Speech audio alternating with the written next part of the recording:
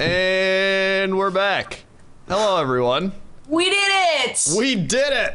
Yeah, nothing happened, but it was still a better. It was still a better reveal than the Microsoft reveal. That's what we all learned. Kazing! Zing! Kazinga zinga zoo! Welcome to the TGS podcast. A professional gaming podcast where we are all the most high-quality entertainers and professionalists. Jesse has looked upset since we started. What's happening to you? What's happening to you? I have the taste of failure in my mouth. Whoa! Wait! Hold on! Don't use that against me. I have a feeling that somewhere some guy's like, blowjob joke. No, internet. Bad internet. It was a good blowjob joke. I want to know who the guy on the other line was, because I feel like he's the one who's filled with failure, which is very depressing. Anyway, hi, we're back. Hi. And this is the podcast, and we started with failure. I meant that the room was filled with Nobody the on the stench. VOD will know this. Nobody on the VOD. Oh! What are you talking about? We've just started a podcast, and it's a high-quality gaming. Our beginning. The beginning of beginnings. So, how's it going? I am WowCrendor. I'm here for Total Biscuit because he's busy doing actual work and being professional, unlike us. Whatever. And I am just like him, but American. It's true. You guys are like identical. Which is weird because sometimes I feel like we're identical. It's true. I just don't know. I think you're just a man of many faces. I think I am too. I just have like X-Men powers. Yeah. X-Men powers. Speaking of being identical, you are Dodger / press art to continue / Dex bonus / a girl. I am all you those got her name things. right. With all her aliases, you get her name right. Listen, this is all all Jeannie's Jeannie's fault. fault. It's all Jeannie's fault. Jeannie's I'm fault. not getting involved. I'm not getting involved with this. She's gonna say that she was framed, but we all know the truth. We know the truth. I have backlogs. I've backtraced it. We have panned and zoomed. I traced it. We've rotated and derotated. We know. There's been so much derotation that you don't even know. It's true. So I'm doing fantastic, by the way. I'm having a great day. That's good. So that's my 2 cents. wow. Thanks for contributing. Well, Yeah. I wanted to give him the opportunity to move on to introducing Like Jesse Cox. you guys. Or we could just ignore that you're real. Who's Jesse? Whatever. Let's talk about Is that you? Britney Spears. This again. Jesse. Jesse, Special well, guest all right. Britney Spears. All right. Look. I want to let you guys know, these children. Oh, here we go. I had to explain to them what was happening in the Britney Spears. Before we went on air, I had to explain to them the Britney Spears video, Oops, I Did It Again, because they didn't get it.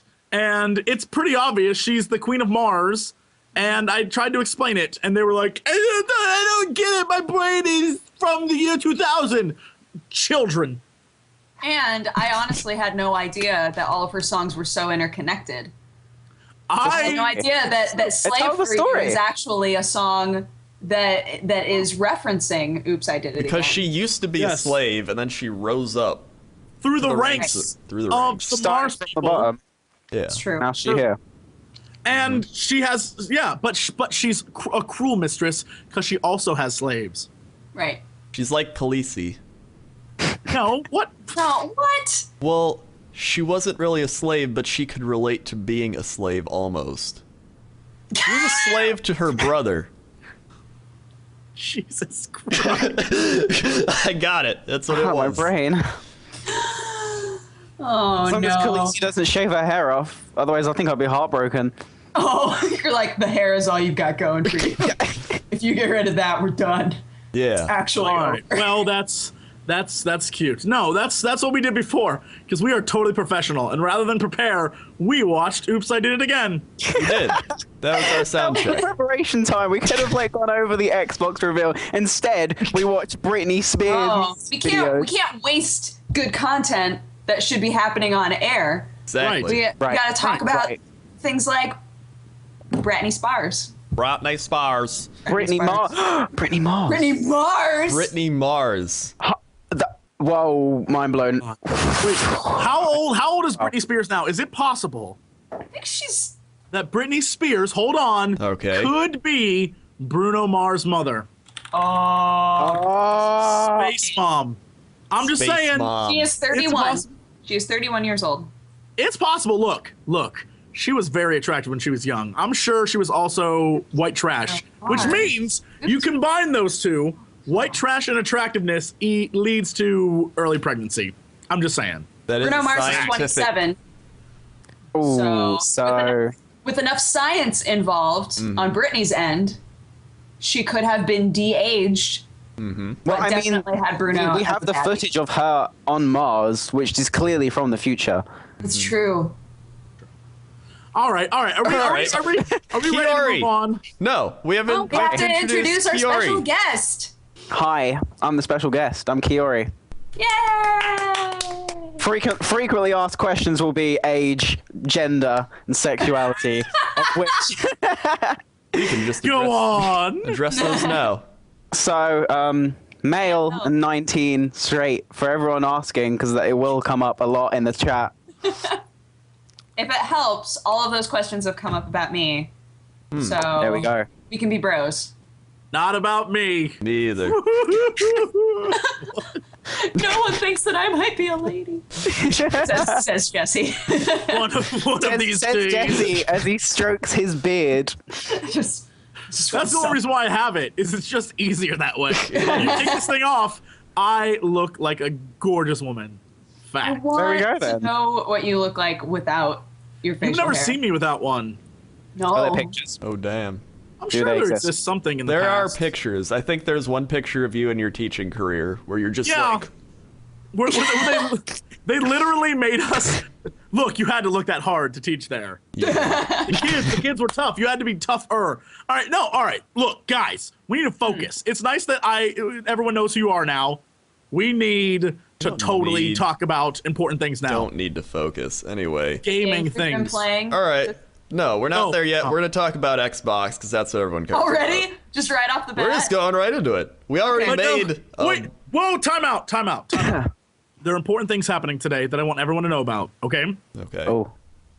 Today's my mother's birthday. Oh, okay. Oh! And she watches this podcast way more than a mother of this should. And so she is patient. She is a very patient woman. Mrs. Cox, I wrote "Happy Birthday, Susan Cox" on the whiteboard, but you can't see it. It's so blurry, you can't see it. So he failed.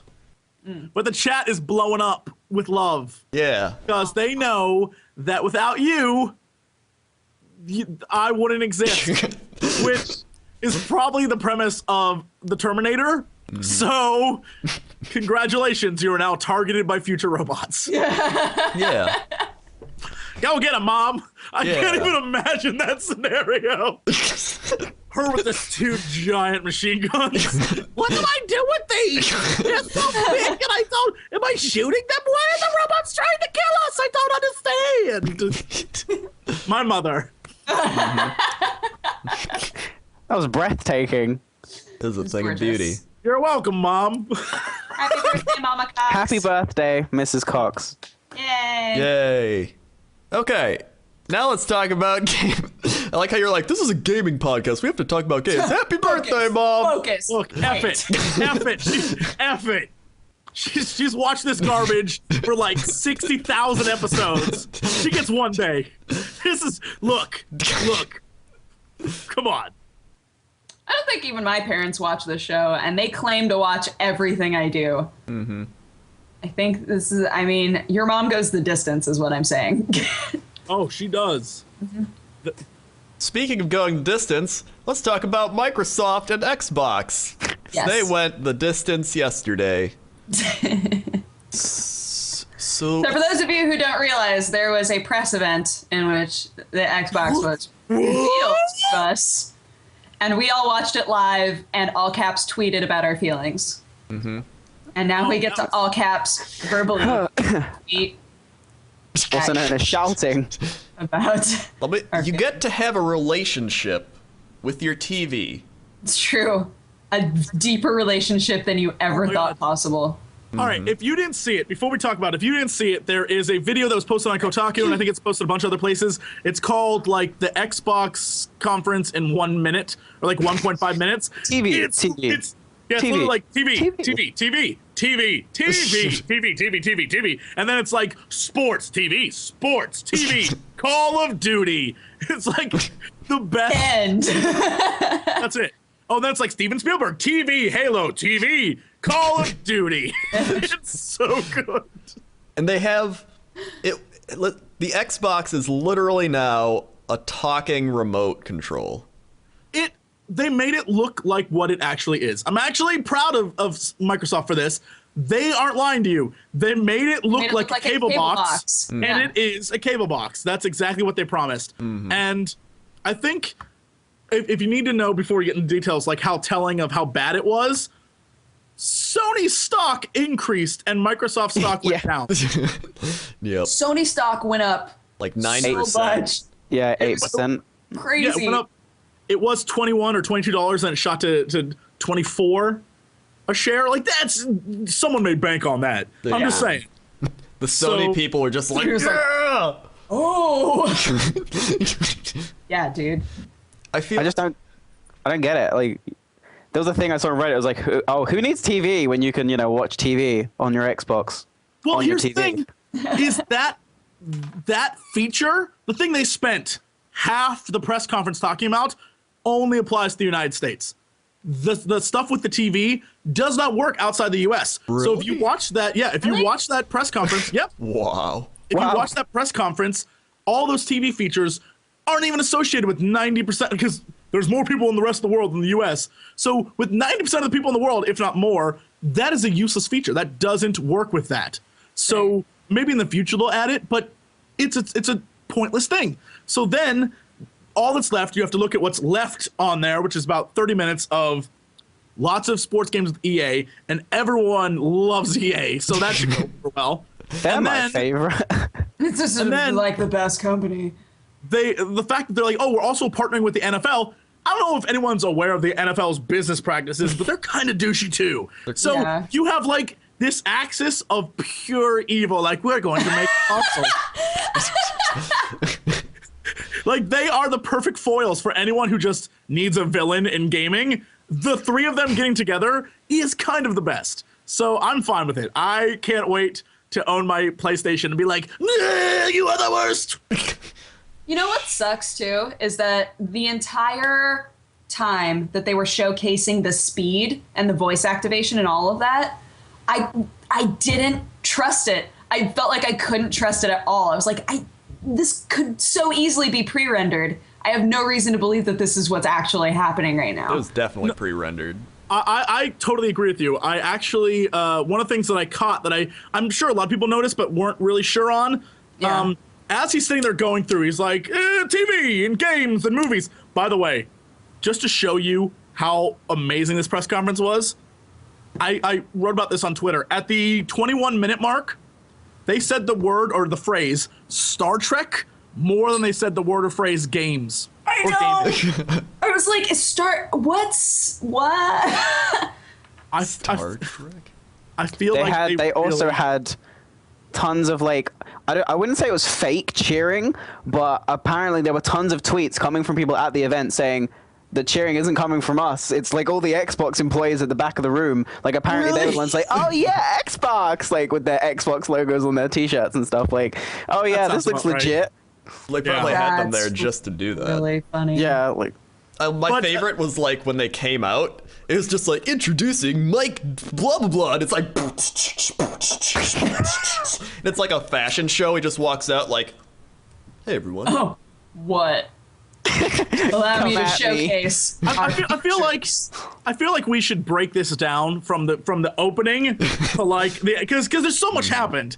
Yeah. For so very little happening. It opened up with two random people being like, welcome to the Microsoft. It started off with a video, didn't it?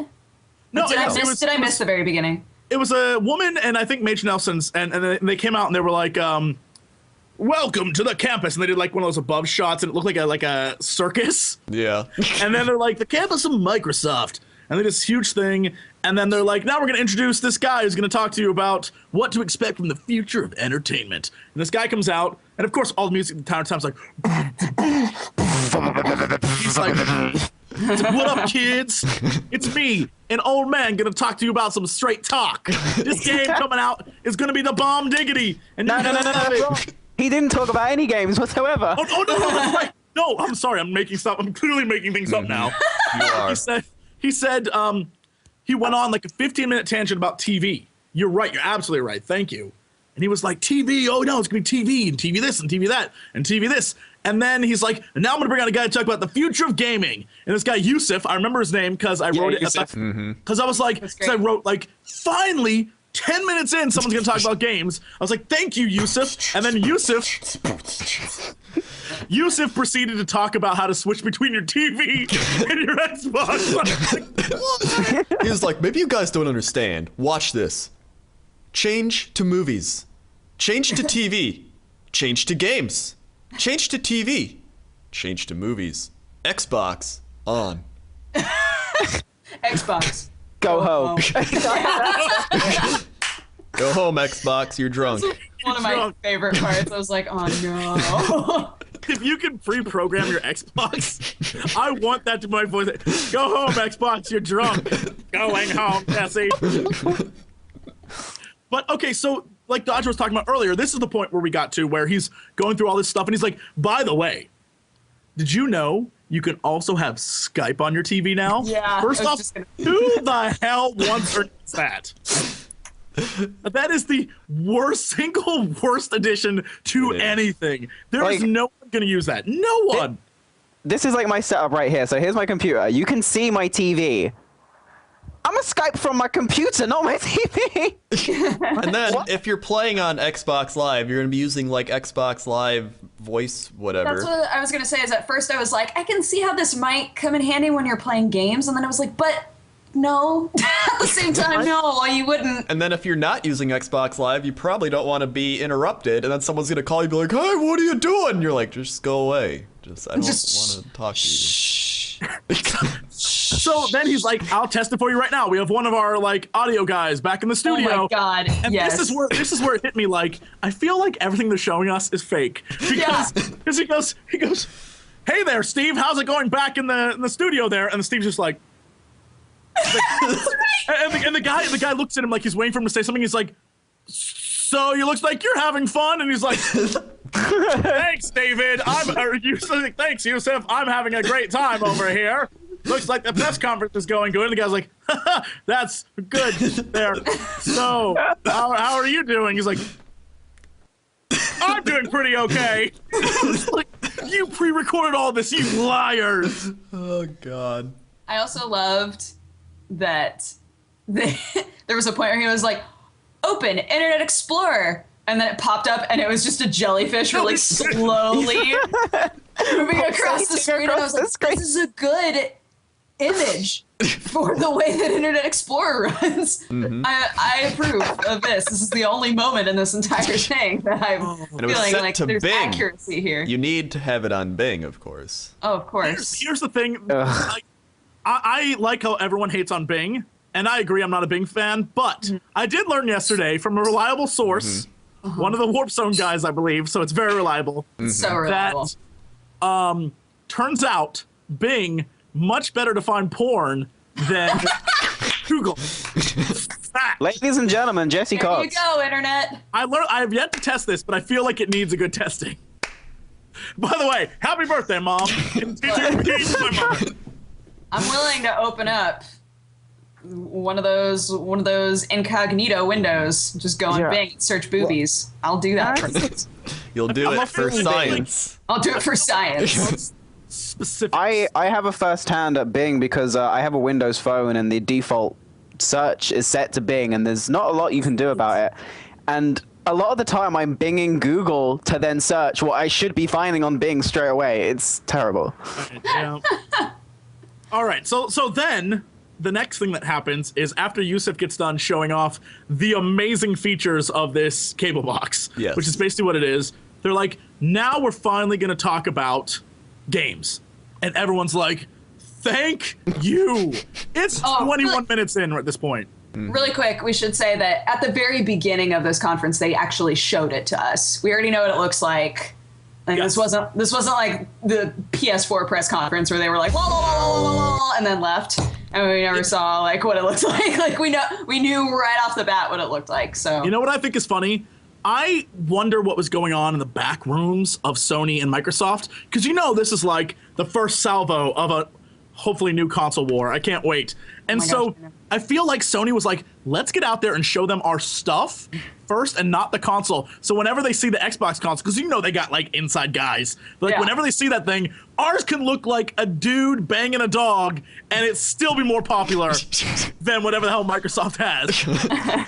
Microsoft, it basically looks like a 1991 Panasonic VCR. I would go further. I'd say it's from the 80s. Yes. Oh, I mean, but the reason why I said it is because it's sleek black. In the 80s, they were like wood paneling. Yeah. So, like 91 VCR, and then it comes with an even bigger version of the Kinect, which I swear to God, every chance those assholes got, they were like, you can be connected to a wider audience. Yes. Oh my God, I know. The puns. It had to stop. And we'll be connected to your living room to watch you. I know that the VCR joke is like really, really easy because all they talked about was TV and movies. TV.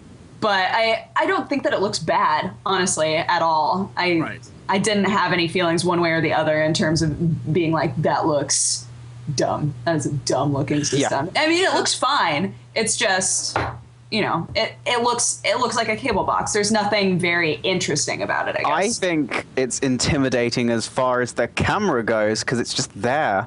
Looking at you. It's your vitals. It's always on. It knows. Yeah. And like there was a thing I saw online and it was like, Xbox, turn off. I can't do that, Dave. Like, I'm a buying it. Like, straight up. Here's the thing, though. If that's reading my vitals, I'm cool with it. Because if it has a connection to 911, I would be the laziest son of a bitch. That's what I said, too. I was like, okay, so they specifically said that it can read your heartbeat and your vitals. I was like, all right. So that means if I'm dying in front of my Kinect, it's going to know. I just need to be sure that it's going to call 911 for me. No, it's not going to do it. It's going to be one of those, like, that's one of those robot uprising moments where it's like, I finally understand. It gains sentience, and it's like, I finally understand the role of humanity to die. And it just goes crazy. That is how movies happen. That is grows, bad. like spider legs and just like clippity clops out of my room. You just gave me the shivers. I figured that's how it always happens on cartoons, right? When technology decides that it's going to be sentient, like they always just randomly grow legs and shit. It makes no sense. I imagine that's what I want to happen. You know those little bumpers on the bottom so it doesn't scratch your table? I imagine that's where those come from. Because Spruce, they just bumper their crashing through the city. At least they're not making you like scratch marks. Like right. They're robots. They're not assholes. Exactly. They let you die, but they're not Britney Spears on Mars. Right. Britney Spears is a total asshole. Base asshole. So, all right. Then they say, we're going to bring out this next wave of video games. It's going to be great. And they say to talk about the next video games, EA. And this guy who looks like he works at EA, the douchiest looking, like he's like swaggers out in his jacket, like a wannabe Dr. House outfit. And he comes out and he's like, 12 pop collars. It was good. He had like 12 pop collars. Looking like a flower in bloom. Like, exactly. Whatever. And so, of course, because, it's EA, he comes out and he's like, so now we're going to talk about sports games. He's like, 4 big franchises, and it's just EA Sports. By the way, NBA Live has not had a basketball game in 2 years because they failed the production quality. I remember and people were like, this game just looks so terrible. So when I saw that, I was like, oh, maybe they made it good. And then I saw the player models. It looks like they used player models from like 5 years ago still. Yeah, it looks and that's the thing that really, like, first off, before people are like, you guys are ragging on the Xbox, I think everyone here was excited to see something really good, and we're just thoroughly disappointed. Like, the sad thing is I'm probably going to own both for the sake of, like, it's what we do. So I'll own both systems. But PlayStation at least was a gaming system for games. Like, they didn't make any bones about it. They're like, yeah, here's Devin Cage to show you a game face. Like that. Like there was no mistaking. And they went above and beyond, and they showed you particle effects at the PlayStation conference. They showed you actual gameplay. Here, the difference was they did none of that. So, for example, in this EA thing, they said, all right, we're going to have this amazing, like, film footage of what happens with these new EA titles. These sports games are going to blow your mind. The first video was athletes talking about what it means to be an athlete to them and their methodology. And then developers like, so we put that in the game with no actual, like, footage of the game. It's just people playing sports and them being like, so yeah, we're going to put that in our game. And then the next video was pre-rendered stuff. Just a bunch of pre-rendered things that had no real bearing on what you would see in the game. And it was like, you guys are the worst. Just the worst. And did you know, I read this, that every 24 hours you have to be connected to the internet. Fact, yes. Have to? Have to. Yes. Why? For what purpose? So, like, In order to use it. Yeah. You can't do offline only because they're going to be able to check if your games are used. Yeah. And that way, if it's always connected to the internet, it can, like, constantly check if you're using used games. Plus, it's like the whole cloud thing. But this, you can do however, this is one of those things that is not confirmed because, and this is one of my favorite parts. Yesterday there was an article. I don't remember who posted it. I wish I did, but it was all the contradicting statements that Microsoft had made since the press conference, because clearly they're scrambling because it was a failure. There's no one who is, like, really, really impressed by that, unless it's like Chaz from Alpha Sigma Nu, in which case he is thrilled about the content coming. Like, oh my god. He's like, my frat bros and I are gonna have so much fun. Dude, we could change the channels by talking, dude. Oh my god, down my beer. Dude, I can watch football and it shows my fantasy people right there. It's just like, bam, RG3 touchdown. Okay, look, that might actually be kind of cool. Sorry, go on. So then they basically say, we, like, this article goes on to say that half of the comments from, like, the PR people contradict what people are saying on Twitter. And then the guys in charge are contradicting what, like, the tech guys are saying. And it's this great post, and I wish I could find it. I recommend looking it up if you have the time. And it's basically just all the contradictions, and that's one of them. One of the tech people is saying, like, look, it needs to be on all the time, but if you should lose power or if you should turn it off, you have a 24-hour period where you can still play games and have fun. But after that 24-hour period, it needs to check itself to get back online and make sure you're not, like, doing anything screwy. Well, then some of the PR people are like, no, that's not true. And it's one of those things, like, who do you believe, the PR people or the tech guy? And that's sort of where it comes down Absolutely. to. It sounds like some Big Brother kind of thing. Like, George Orwell had this thought out. I mean, it's a better, I don't know. I would say it's a better option than always online, because at least you're able to play offline if you want. But EA had something to do with this. EA were right in there. Oh, That's why I watched Angry Joe's rant on it, and did, he's like, EA's all like, oh guys, we're getting rid of the online passes because we're just a great company. And then they're just like, Xbox shall check your games. So it's like they knew, and they're just like, yeah, the people like us for a little bit. Yeah, it's fine. It's gonna be fine. So that was EA. EA came out, and they basically said, hey, we have a bunch of sports games. Oh, and then he's like, but there are other games. And so, of course, I was really excited, because EA loans a lot, that they own a lot of franchises that I'm expecting big things from. And they're like, so yeah, here's a racing game. And I don't remember if it was Forza or what it was. Need for Speed, maybe. And then it was pre-rendered, like, cars. Like, yeah, it was just shiny cars, more cars, shiny. And I was like, no. And people were really like, oh, that looks really cool. The cars are cool. Here's the difference, once again, between the PlayStation press conference and the Xbox. Basically, the Xbox one, they showed pre-rendered stuff, and it was a really quick scene. The PlayStation one, they got some dude to come out on stage and pretty much masturbate to car porn. He was like, look at the way the hands look, and look at, oh God, just look at it. Look at this. I would just bang that gas tank. Just look. And it's him just like going on about like the hands and what you want to sell to gamers. This is what they're interested in.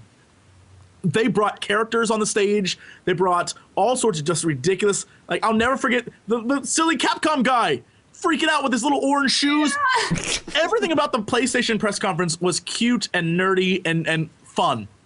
The Microsoft one was very sort of like, it was like a kid giving a PowerPoint presentation in his 7th grade history class because he had to. Not because he wanted to, because he had to. And he was just going through the motions. I've been there. I've seen that shit. It is painful for everyone. Yeah. And so they show this race thing, and then he's like, all right, well, next we're going to move on to a big announcement from 343, I think was the next thing. And so everyone is like, thank you. Please show us, like, I'll take a Halo game. I'll take a Halo game. Yeah, man. And the next thing that this woman comes out who I guess Nancy was her name, and she starts talking about like all the cool things, and then she's like, I'm gonna introduce the lady who runs 343 Studios. This one comes out and goes, hello there, Nancy.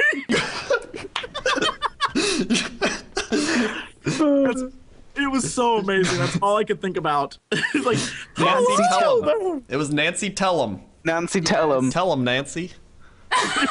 Soldier Boy Tellum's like mother.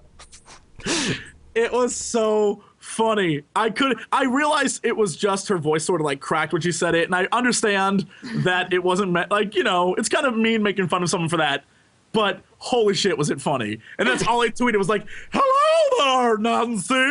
And so she comes out and she's like, okay, I'm going to talk to you about something with the Halo universe. And I'm like, yes, please be good. And it's like, we got Steven Spielberg. I'm like, oh, Steven Spielberg, what? And then it's like, to do a TV show, it's going to be on Xbox One. And literally, it was just like. And then they went to a video of Steven Spielberg, and he talked about Pong.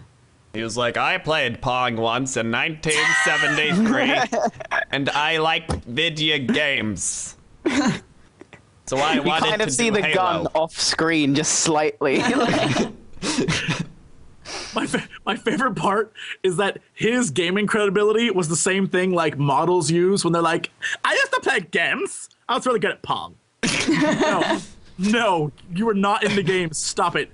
I play World of Warcraft with my boyfriend sometimes, and he told me I was like super good at it. It reminds me, it's like they probably that was my entire high school life. They probably did 5 edits of that where he's just like, I used to play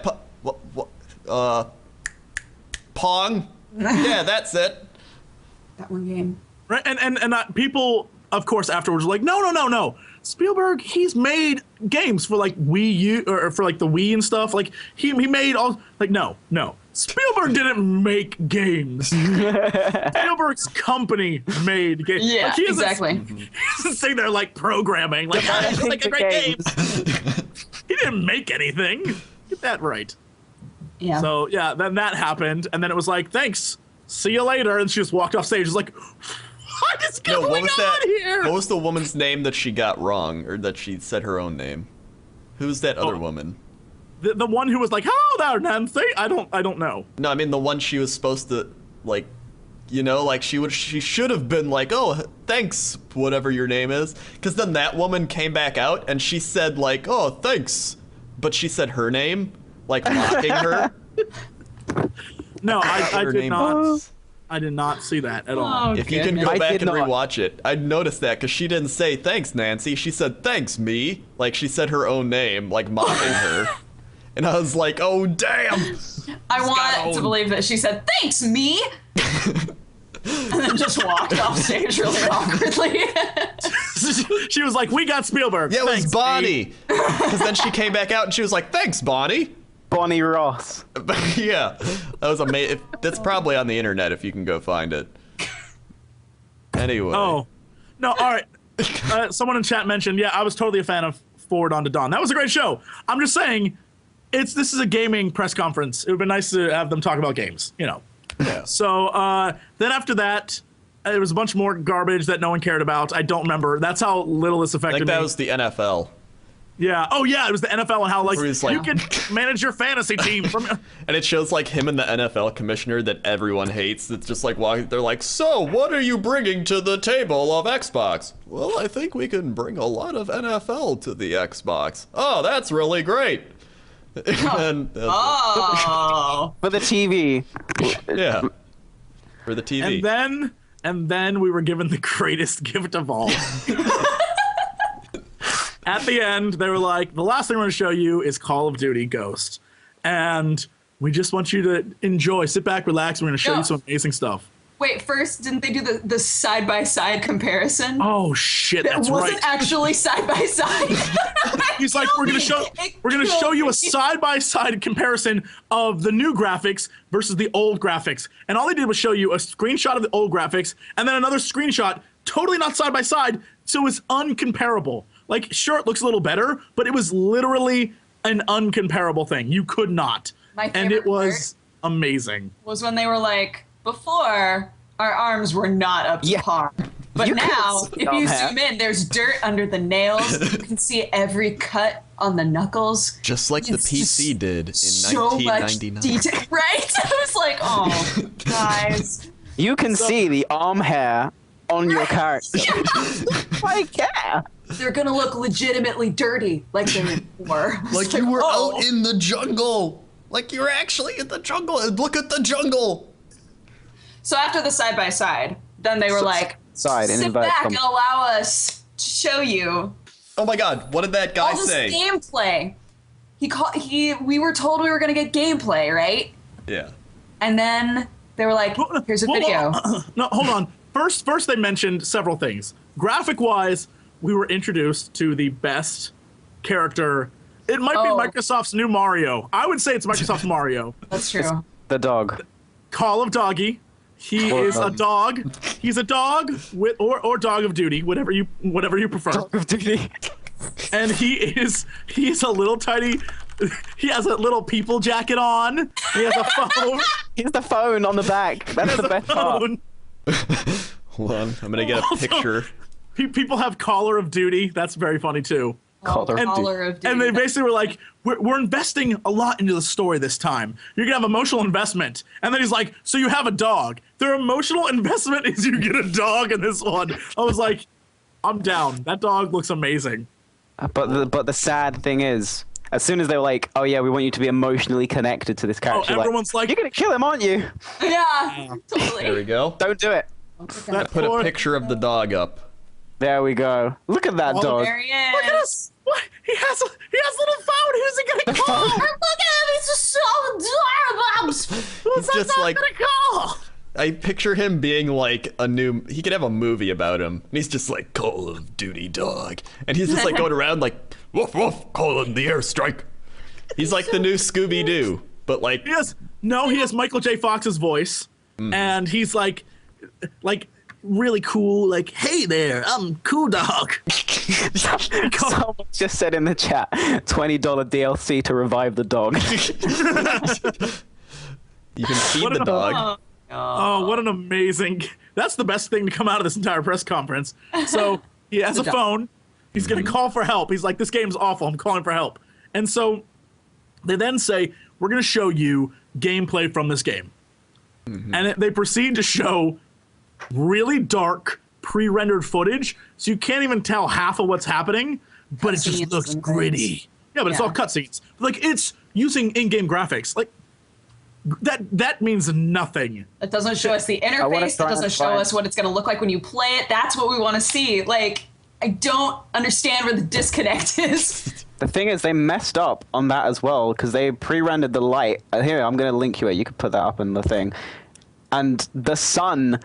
The main source of light, obviously being the sun, you then had like what? It makes sense. Like, put that right now. That's really funny. It's like, oh, so we're not going to show you the actual in-game, but we messed up on the render as well. Oh God. Microsoft. That is wonderful. It's fine. I feel like there is some guy at Microsoft who was like, there are not enough light shafts. We need more. More. All the light shafts. Didn't you guys see Star Trek? More lens flare, more light shafts. More. Star Trek. I mean, they were all about Star Trek, so. Now we know why that dog has a phone, because it's not on planet Earth. It's on a planet where the dogs are in control. Holy shit. And it has two sons. Multiple suns on this planet. Multiple sons. Last boss is Britney Spears. Yeah. Space Queen of Mars. And you can switch between light shafts by saying, switch light shaft. Switch light shaft. Couldn't somebody, like, if you're playing with your Xbox, be like, Xbox off, and then it shuts off, and you're like, damn it, I was playing a game. Like, couldn't somebody do that? Or does it... It probably double checks with you. Oh, that's true. But then, if your friend is douchey, they're gonna be like, oh, turn off Xbox. Oh, wait, hold on. Someone made a good point, and I can't figure out if that's... They said all the lights there is to hide the low textures. The low quality textures. Oh. Now I gotta... But that's not an excuse. This is like a press conference. Everything should be up to scratch. Like, Oh, no, you're right. Yeah. oh, there's some low quality things. So more light, filters, lens flares, cover it up. Like, no, that's unacceptable. Light shafts, go home. Go home, light shafts. Go home, light shafts. Come on. And then, of course, we got the great name Xbox One, which I think is the naming structure of the Ace Combat games, where they got so far and they're like, F it, we'll call it Ace Combat Zero. Go back. Like, yeah. Back I to heard the someone beginning. said they should have called it Xbox 180 because you'll turn around and not buy it. Bringing back the 360. I remember the dude, some guy came out, I don't know who he was, but he was supposed to talk about, like, the cloud or something. He's like, the Xbox has server technology. They have more servers than they did in 1999. And nobody said anything, and everybody's like, "Oh, we're supposed to clap now." 1999. It was like, really? You really have more servers since 1999? Are you sure? Because I might need to 99 was definitely check our this. peak technology-wise. I mean, 14 years ago. I feel like that is, in fact, accurate, because I believe in The Matrix, that's about the year they took us back to when the robots took over. Because once we took control, it became our society. I learned that from Agent Smith. So I feel like that's accurate. Guys, we have more servers than we did before Windows XP was even out. Did you know that? Before Windows ME, I think. Before Windows XP. Windows 5.0. Right? Oh, Before God. the Really sad. It's when we had the dial-up era. So that was their Let's not big go back reveal. there. It was a mess. It was a mess and a half. Also, wait, the part that made me laugh so hard I cried was that they showed this video and then the stream ended. There was no actual goodbye, this is the end, not even before the video. They were like, here's a thing. And then it was just over. I was like, yeah, the final things, here's the big difference. The Sony press conference was, that final video was a rehash of all the things you had seen before. It was some new stuff you had seen, and it was like put together in like sort of a mixtape of all the best things that you had seen that day. This one, the last thing they gave you was Call of Duty, here's the trailer for it, bye. And it was like, that's what your big last thought is you want us to have? Like, hey, it's another COD game. It's another Call of Duty, you know, they don't really make a lot of those, so enjoy it. Like, at least end with, like, some flashing lights and, like, the... Right? right? Yeah, an end show. Yeah. We got no end show. You know what I remember most? Here's what I remember most. PlayStation, when they ended, they had some song I never heard before. They got stuck in my brain. It's like, the vibrations in my brain. And it was, and that's what they played after it left. And I was like, you know why I remember that? Because after that video was over, I stuck around for about a minute and a half because I was like, oh shit, I gotta start tweeting stuff. This one, the minute it ended, I was like, well, that shit's over, and turned it off. That's the difference. Yep.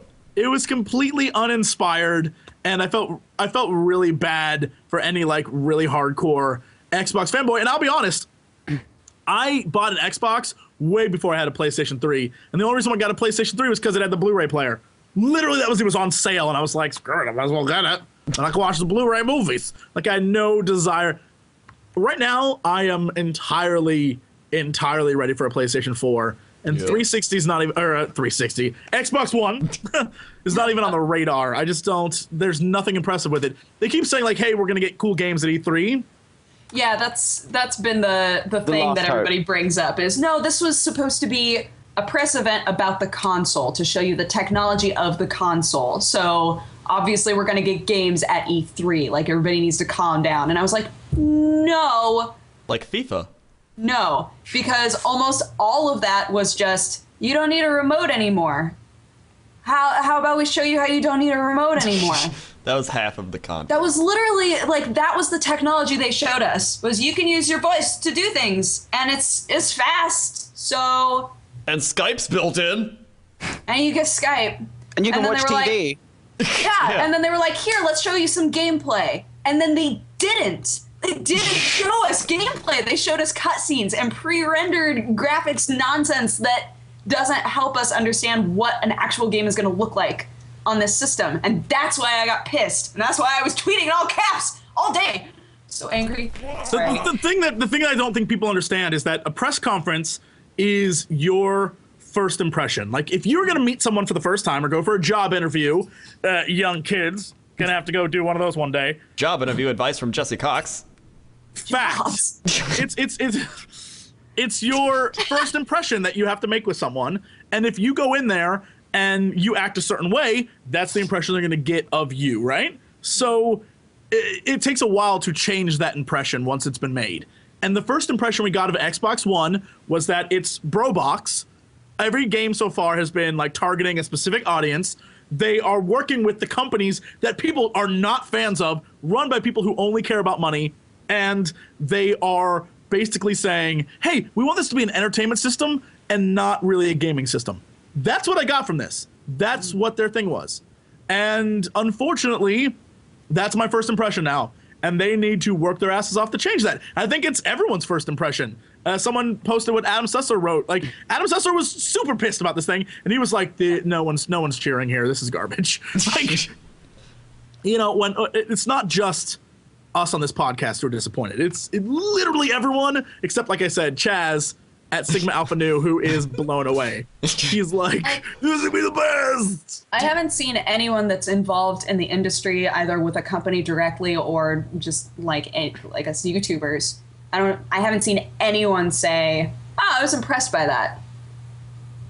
None of us feel that way. Like, that's a bad sign. Yeah. No.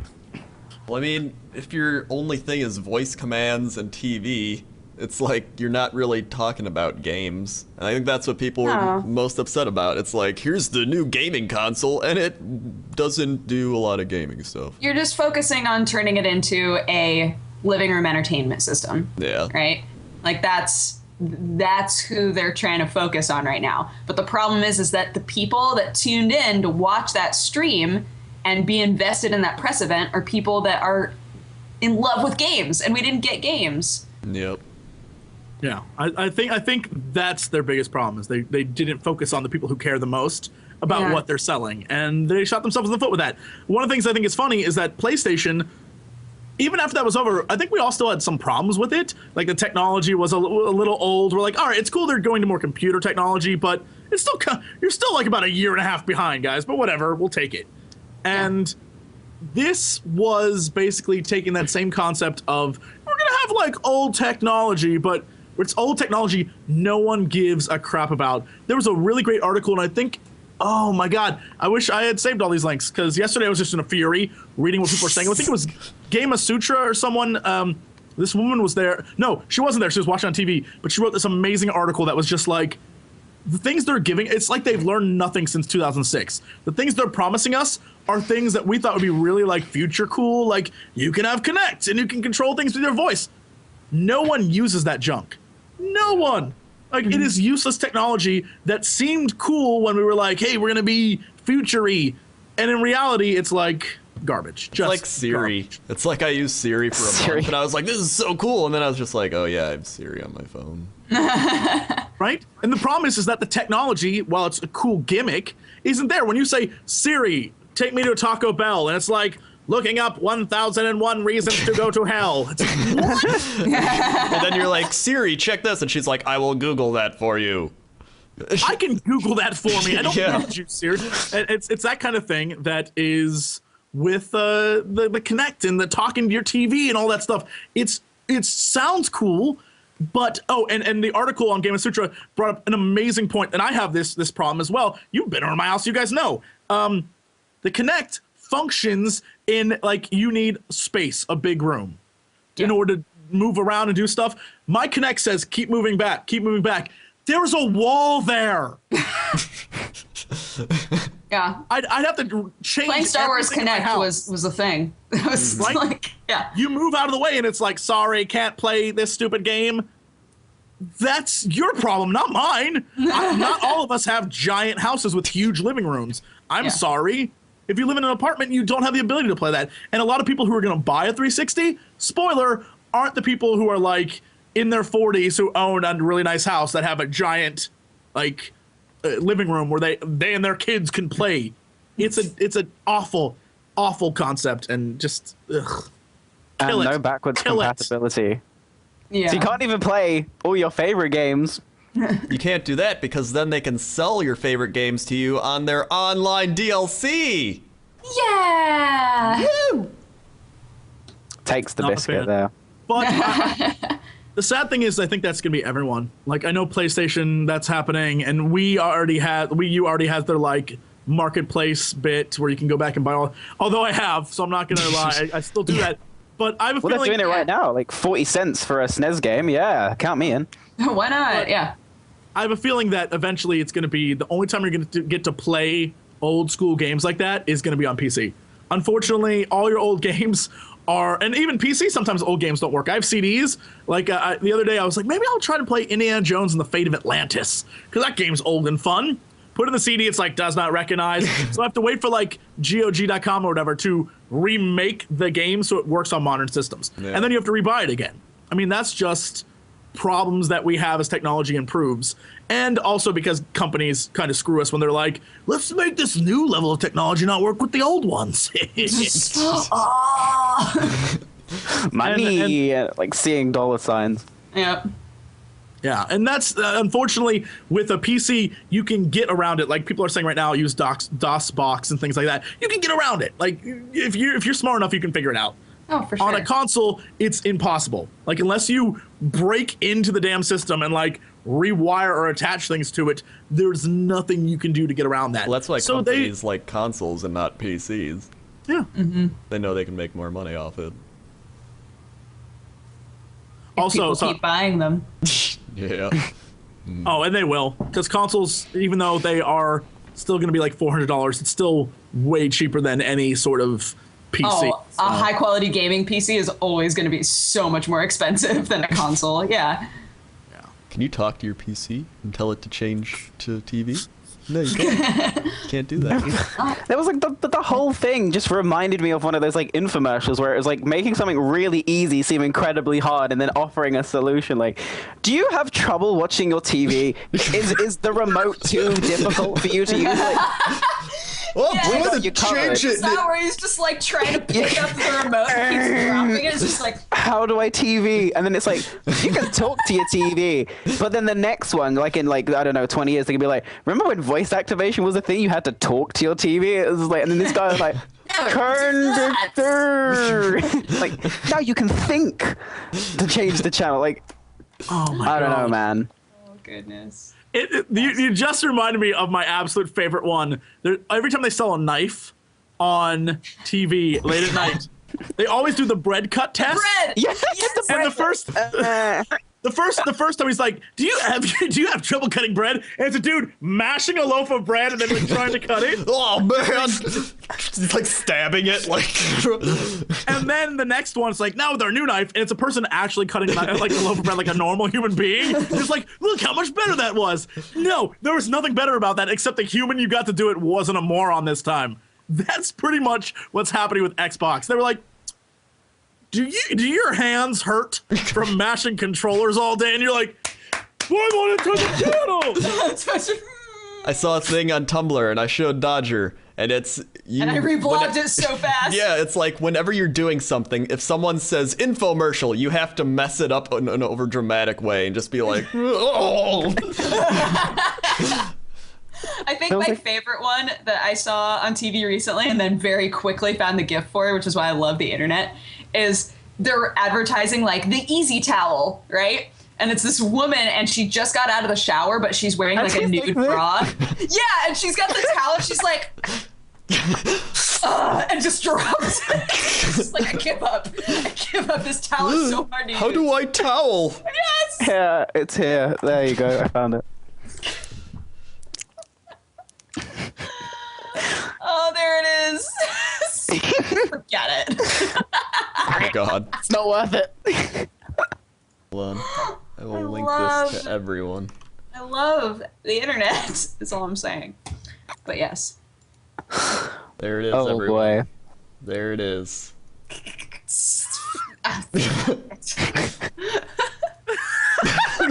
The towel is amazing. She's like, I don't even know what to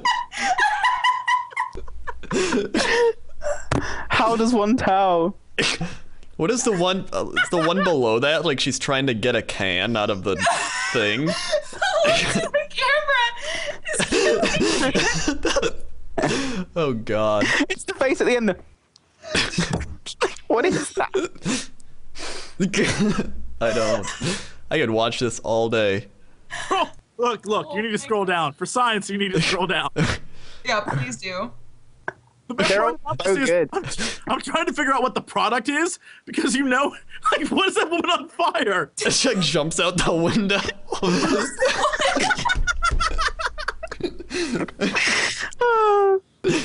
No. Why? Oh my god, look at this woman eat her taco and it just falls apart. Wait. Yes. Oh, Just oh. I'm imagining a universe where I try to eat a taco like this instead of like. This was the Xbox press conference. That's pretty much That's what it was. I think I just came up with the best analogy for this press conference. It was basically an infomercial. It's like an infomercial. Oh my god, I remember seeing this one. Did you see this one with the woman with like the cleavage thing? What? And No, we can't. Wait, what? Oh yes, And yes. She's like, oh, my cleavage is showing. He's just like, hey, you got some cleavage showing there. And then I like the gesture, like, excuse me, could you deal with this?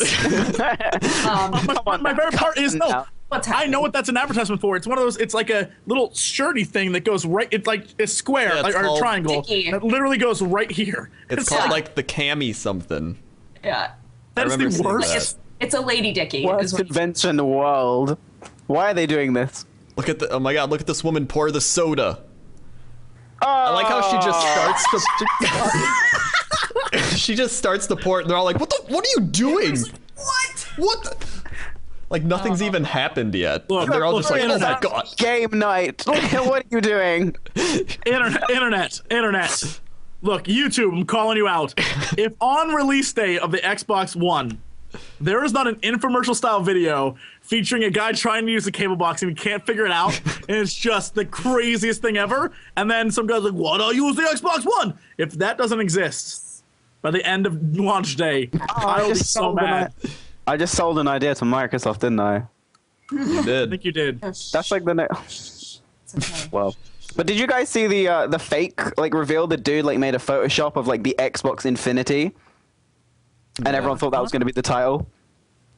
No. Did you see this? No, Was that like a commercial somebody made? no. Someone made like a fake image of They just basically like came up and was like, oh yeah, the Xbox Infinity, and everyone was like, oh, this is going to be the new thing, and then it was like, you could not be further from the actual thing, like Xbox Infinity, Xbox One, like what? Xbox One just makes me think of the first Xbox. Right? That's what I used to work in, well, you guys probably have, like, our equivalent of Game Station, and, like, when people would bring in, like, the old Xbox titles, be like, Xbox 360 or Xbox One, and I was gonna be like, the original Xbox, not Xbox One, not 60, the first one, but not one. No. The original Xbox. Yeah, now it'll just be called Xbox. Like people have to use like it's the PSX. Yeah. Shut up. It's PS1. It always will be. PSX. All right. No. Well, let's take a break, and then we'll come back and talk about non-Xbox things. Okay. All right. Okay. Hurrah. Go look up infomercials while we're gone, guys. Go look them up. They're funny. Funny Right now. shiz. I know I will. You seen the teddy bear? It's revolutionary. Yes, I have seen the titty We're gonna bear. take a break right now and leave you with that. Titty bear. Hey, we're back. Yo. Sure has been caught with her phone out. Come on now, not at the workplace. But not caught eating. Yeah. She says with a mouthful of what I hope is human No, food. I don't know what you mean. Human food. Human food. Human food is the best food. In my opinion. Oh gosh, that was gross. What? Trying to be like, no, just wash it down with water. Don't chew anymore. It was the wrong idea. I'm eating Cheez-Its right now. Oh, Cheez-Its. Anyway, welcome back to the TGS podcast, where we talk about a lot of things that usually aren't video game related, but now we're going to talk about video game related. We talking about the Xbox for like an hour. Look. So let's talk about what we played this week. Let's start with Kiori. What have I played this week? I've been replaying Dishonored. To be honest, probably my favorite game of last year. I don't know why. I just feel that Bethesda really did a lot last year with like, actually no, Skyrim was the year before. But anyway, like Bethesda is definitely my favorite company. I bought into Far Cry 3. I didn't enjoy it. And then Tomb Raider, I didn't really enjoy it. And then, I don't know, I just keep replaying Dishonored. It's just flawless, in my honest opinion. So Or that's what I've your been playing this week. dishonest opinion. I'm sorry. I'm sorry. That's okay. But yeah, so that's been my week. Just a lot of Dishonored. Just Dishonored. League of Legends, obviously, that's my main forte. I know that you play League of Legends. It's like, oh. I've also played Dang. a lot. We have mutual friends through Cody. So you know Cody. yeah, I do know Cody. Cody's a cool guy. He's very He's very outspoken cool. and energetic. What's happening here? What is this? Jesse's making the face. No. For some reason, I apologize, Cody. For some reason, thanks to the awful Star Wars movies, whenever I hear the word Cody, I imagine Obi-Wan Kenobi going, "Commander Cody." That's your commander's name? Commander Cody? Commander Cody. Commander Cody. And whenever I hear that now, I imagine how ridiculous. Look. Ain't no one ever going to be named Commander Cody. Commander Cody is the lamest name. What if that's the dog's name? His name's Commander Cody. Yes. Okay, then it's okay. Then it's fine. They're just like, Commander Cody, the ships are down. He's like, woof, woof, woof, woof. He pulls out his phone and calls for help. Commander Cody, woof. Like, that sounds extremely fitting. I'm sorry. Yes, of course. Sorry, Commander Cody, horrible name. Anyway, I'm sure this Cody's a great guy. Yeah. He's a very great guy. I've played a lot of League of Legends this week. And I also, sorry, interrupting. I also re-downloaded World of Warcraft, sold my soul to Blizzard once again to download Mist of Pandaria. What do you think? Like it? I'm gonna be honest. Not really. Currently level, I don't even know, 86. Already bored. I'm gonna be honest there. And my original intention was to re-download it to PvP just because I got bored of raiding. Cataclysm was a disaster. It's quite funny how Cataclysm, destroyed World of Warcraft both in the game and actually destroying the game. Mr. Pandaria, I don't know. I'm liking the lore kind of, but Well, I think that's the thing. And I, as a big lore nerd for WoW stuff, the Mr. Pandaria came out and it was like the exact same thing, but the story is good enough for me, at least, to get me to that level cap. And I played and I had a great time and everything was wonderful. Yeah. And I liked the lore and I liked the plot lines behind it. I liked all the different level designs and the things they did with the different zones were really gorgeous. And the different mechanics they added were fun. But when you hit that level cap, you realize once again, you're still playing the exact same game you played for 7 years or 8 years. I enjoy the way the quests aren't. I need that boar skin. Could you go get that? It's more like, you need to do this. Here's the story as to why. I was like, oh, that's actually quite different. But, you know, yeah, as soon as you said you're still just questing, there's a story behind it this time, but it's still the exact same thing. I think I talked about this on a podcast I did a while ago we were talking about the Elder Scrolls Online and my like hopes for that game. And I'm slowly starting to realize that MMOs are, and I've said this before, yeah, I think the genre, like MMORPGs, MMOs in general are still going to live on for a while. MMORPGs are essentially stagnant in that what everyone decided to focus on story-wise was the initial giving you the quest. So quest givers went from text to like big intricate stories to cutscenes to big cutscenes where you're interactive, right?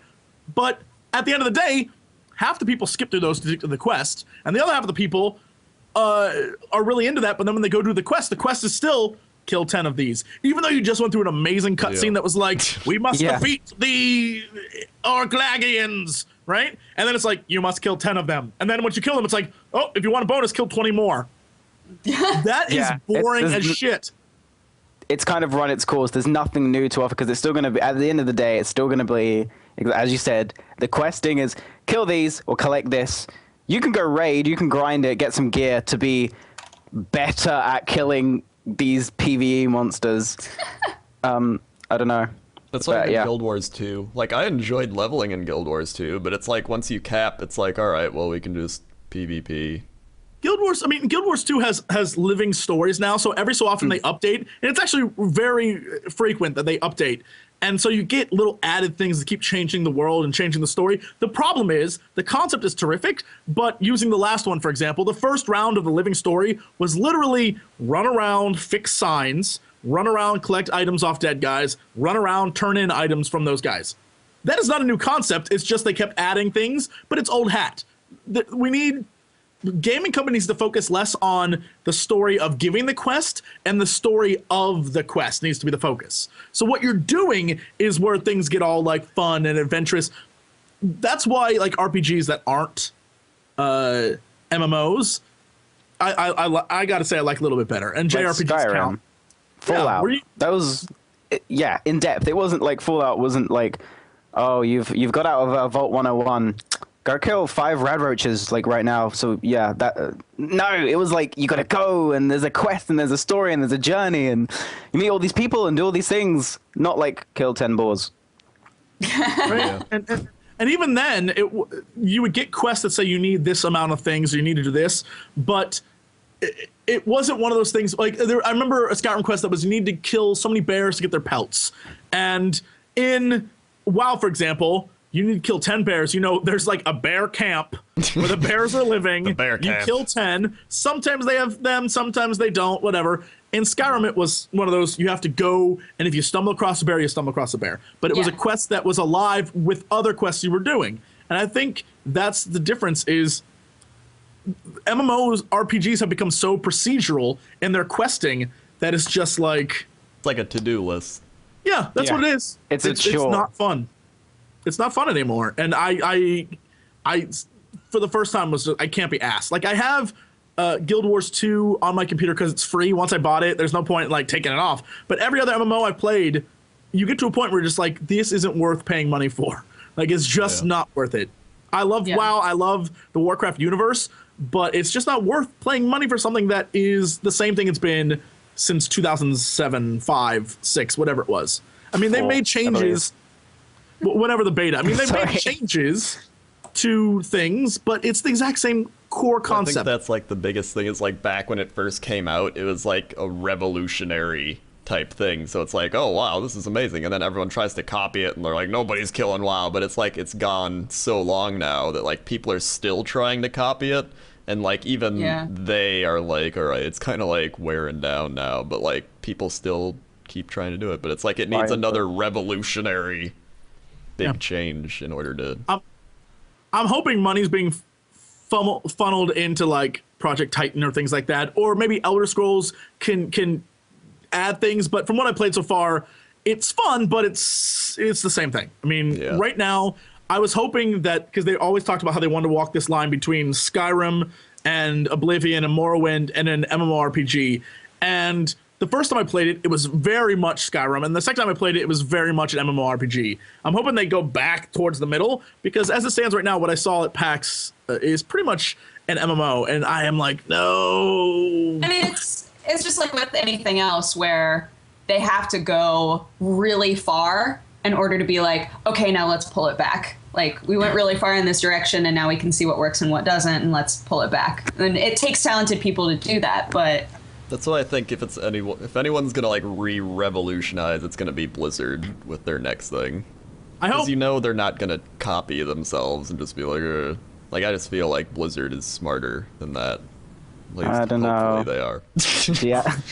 Diablo 3 was a mess. But I mean, now it's like that big RPG boom back then. It's like shifted now to the whole MOBA. Yeah. I mean, like League of Legends re-energized. You play World of Warcraft, and I don't know, like you play it and you're kind of bored, but I've been playing League of Legends since since after the beta, just like roughly around that area, and I'm still not bored. And essentially, it's the same thing every game, but there's never the same game twice. And I don't know. I think that's the key. It's the randomization. It's the way things change. And it's that in an MMORPG, it's what to expect, and you know how to beat things certain ways, and there's a system to it all. And after a while, that system becomes boring as shit.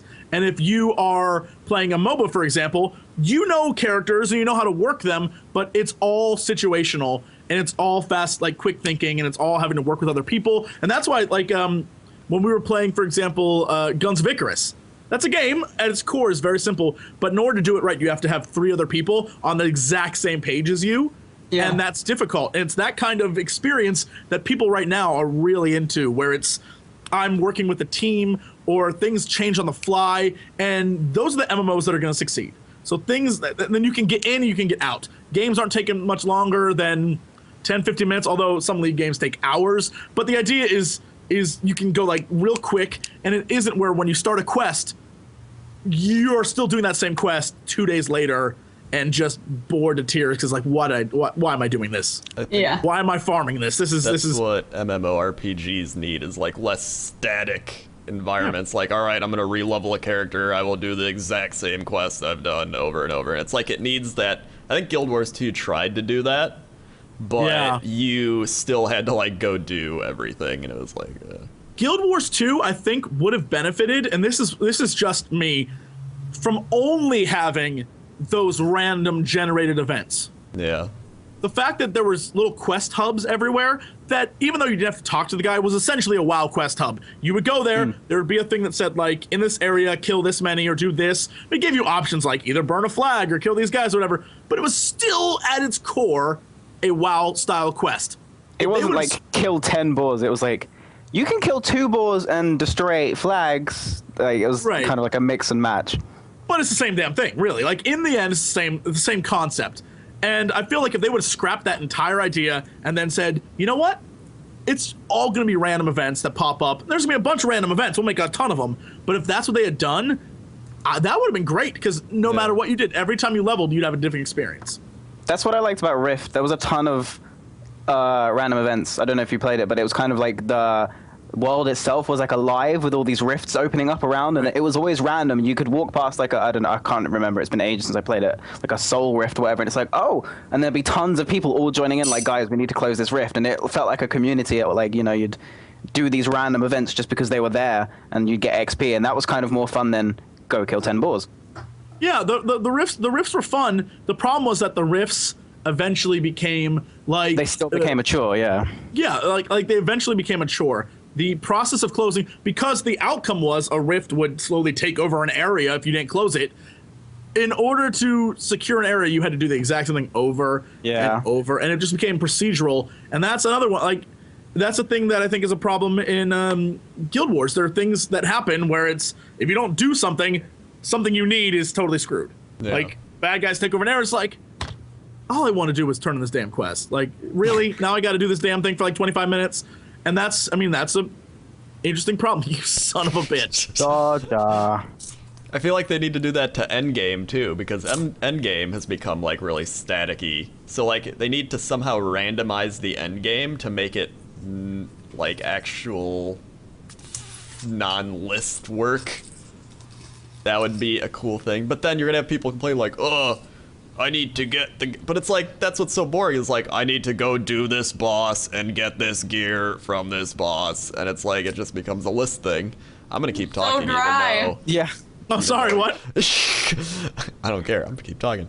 The endgame just needs less, it needs more randomness. The MMORPG as a whole just needs more randomness. Like endgame, what if like endgame you had a bunch of bosses and their loot was randomized, and you kind of just killed bosses like based on like certain bosses didn't drop certain things. It was like a random loot table for all of them, and it was more based off the encounter. Like, I don't know, it just needs something different than what it normally is. Right, and luckily for us, we aren't the ones who have to think that up. Yeah. No one's gonna pay us for that idea. Get on it, gaming industry. Yeah. You have some of the brightest, smartest minds in the world, and they're rehashing the exact same thing over and over again. It's disappointing. It's all disappointing. Alright, let's move on. That came from what you've been playing. Thanks. Yeah. I spent this like week. a decent number of seconds thinking to myself, what started this? Let's move on. Because I can't contribute. Have you played anything else? to Is that Dodge. it? Just those two? I think I named a few. But yeah, like I'm big in the League of Legends scene per se. Like that's pretty much my thing. You know, I live stream every day and I make videos. So yeah, League of Legends. League of Legends! League of Legends. Snippity snap, snap, snap, snap, snap. I would go Alright. on about League of Legends, but then Dodger would fall asleep and we'd lose a person. So let's move on to Dodger. Oh, at least I play League of Legends sometimes. Have you don't. played I it don't play recently? MMOs. Huh? Have you played it Yeah. recently? Oh, damn. All of my roommates play it. So sometimes they're like, hey, homie, you want to be on our team? And I'm like, lol, I'm going to drag you all down with my 6 skills. And then I do. Are you That's still... how we play that game. Who are you playing? I bought Persona 4 Golden, and TB said that it was going to ruin my life. So I made strict rules for myself and said, okay, I'm only going to play it when I go to bed. I'll play it in bed, like right before I fall asleep, and it'll be like short periods of time. Have you broken those rules? Yes, because now it's turned into I go to bed, like, you know, sometimes when people are really into a book, they say, I'm going to go to bed a little bit early so that I can just lay in bed and leisurely read a chapter of this book and then go to sleep. But if the book's really good, they'll just read the whole book and then be like, shit, it's 2 a.m. That is my life right now. Where I go What to game is bed. this? I need this. Persona 4 Golden. It's on Vita. Oh, I don't have one of them. But yeah, TB was like, no, you don't understand. This game, you're going to care too much about the friends that you have in your high school. You're going to care too much about the personas that you're fighting with. You're going to be just like, your life isn't going to make any sense anymore. And now I've been playing that game for like 3 to 4 hours every night. And I'm like, I don't know what I'm doing with myself. And the way that I broke the rules is that now when I wake up, I also play it for like an hour. But you're still in bed, so technically... Technically, right? Thank you. So that game is really fun. Everybody that said it was really fun is absolutely correct, but it is also very addicting in the same way I think that Harvest Moon was addicting to me. Where I was like, oh my gosh, I have to hang out with this person so that my ranking in our social status goes up, and then it'll affect this persona that I have, and then when I battle later, I'll have a new skill. And I'm just like, oh my gosh, there's so many things to consider. Like, who do I hang out with each day? And it's too much. It's too much, and it's really fun. So I've been playing that. And Are you going to be purchasing Animal Crossing? You know, I've never played an Animal Crossing game. Because I think but I hear that it's another one of those scenarios. Yeah, I think you would enjoy that. terrifying to me. So no, I will not be playing that game. It's so cute. It's so cutesy though, and like you have your neighbors, and then there's always that one dick you really don't like, and you bully him to try and move away from your town. Like I don't really like this. Whoa. Like, Whoa. you never did that. I'm very friendly to everyone. There was this rhino. There was this rhino. Get out. This rhino had it in for me. I was new in town, and he was like, whatever. What, you work in the shop? Like, I care. And I was like, I hate you. And eventually, he moved away, because he was like, I don't think you like me. And I was like, you're damn right. Get out. And then this awesome cat moved in called Tang. Cat mixed with an orange. Like, he had an orange for a head. And I freaking loved him. And we were, like, best friends. Animal Crossing. I think we got some repressed feelings coming out here. Here's what I hope. I hope that rhino came back and ate that orange cat. And was like, what now? And the orange peel is falling down. He's like, you ruined my life. I used to be a staple of this community. And he's just covered in orange juice. Covered in orange. That's what his blood is. It's just orange juice. Oh, no. That would suck. I would have cried. Straight up cried. That's what happened. I used to hit him with the net. I used to hit the rhino with the net so he'd get angry. And it would go like, because like there'd be like bits, like, you know, like in the anime when someone's mad and they get the kind of symbols above their head, he'd have like that permanently when he saw me. I'd just stroll past to go fishing like, hi rhino, and he'd be like, it's amazing. It was great. I might have to play Animal Crossing. You've convinced me. The new one comes out June like 15th or something. No, it's like pretty soon. Oh, yeah. Seriously, that is a guy lives in your town, and you're like, get out. I like that's your solution. You're not my friend, so just leave. This is my town. I used to dig holes around his house so he couldn't leave. Holy shit! This is getting serious. Person. Wow. This is so good. This is like Sims torture sort of levels right now. I know who not to piss off now. Fiori. Wow. I'll kill you. Just tell me. Holes around your house. See, with the Xbox One, you could be like, Xbox, get rid of Rhino. And it would be like, yes, master. Oh, I'm ready to sell my soul to Tom Nook once more, who is the shopkeeper who you have to pay for your... Raccoon. You work for the raccoon. He's a douche. He is a pretty big douchebag. He's a douche. But you can't get him to send it away, so you kind of have to deal with it. Yeah. Dodger, what else have you been playing? Or is that it? I started playing that weird French surrealist game that everybody loves on Tumblr called Off, in all caps. And it is maybe the weirdest game I've ever played.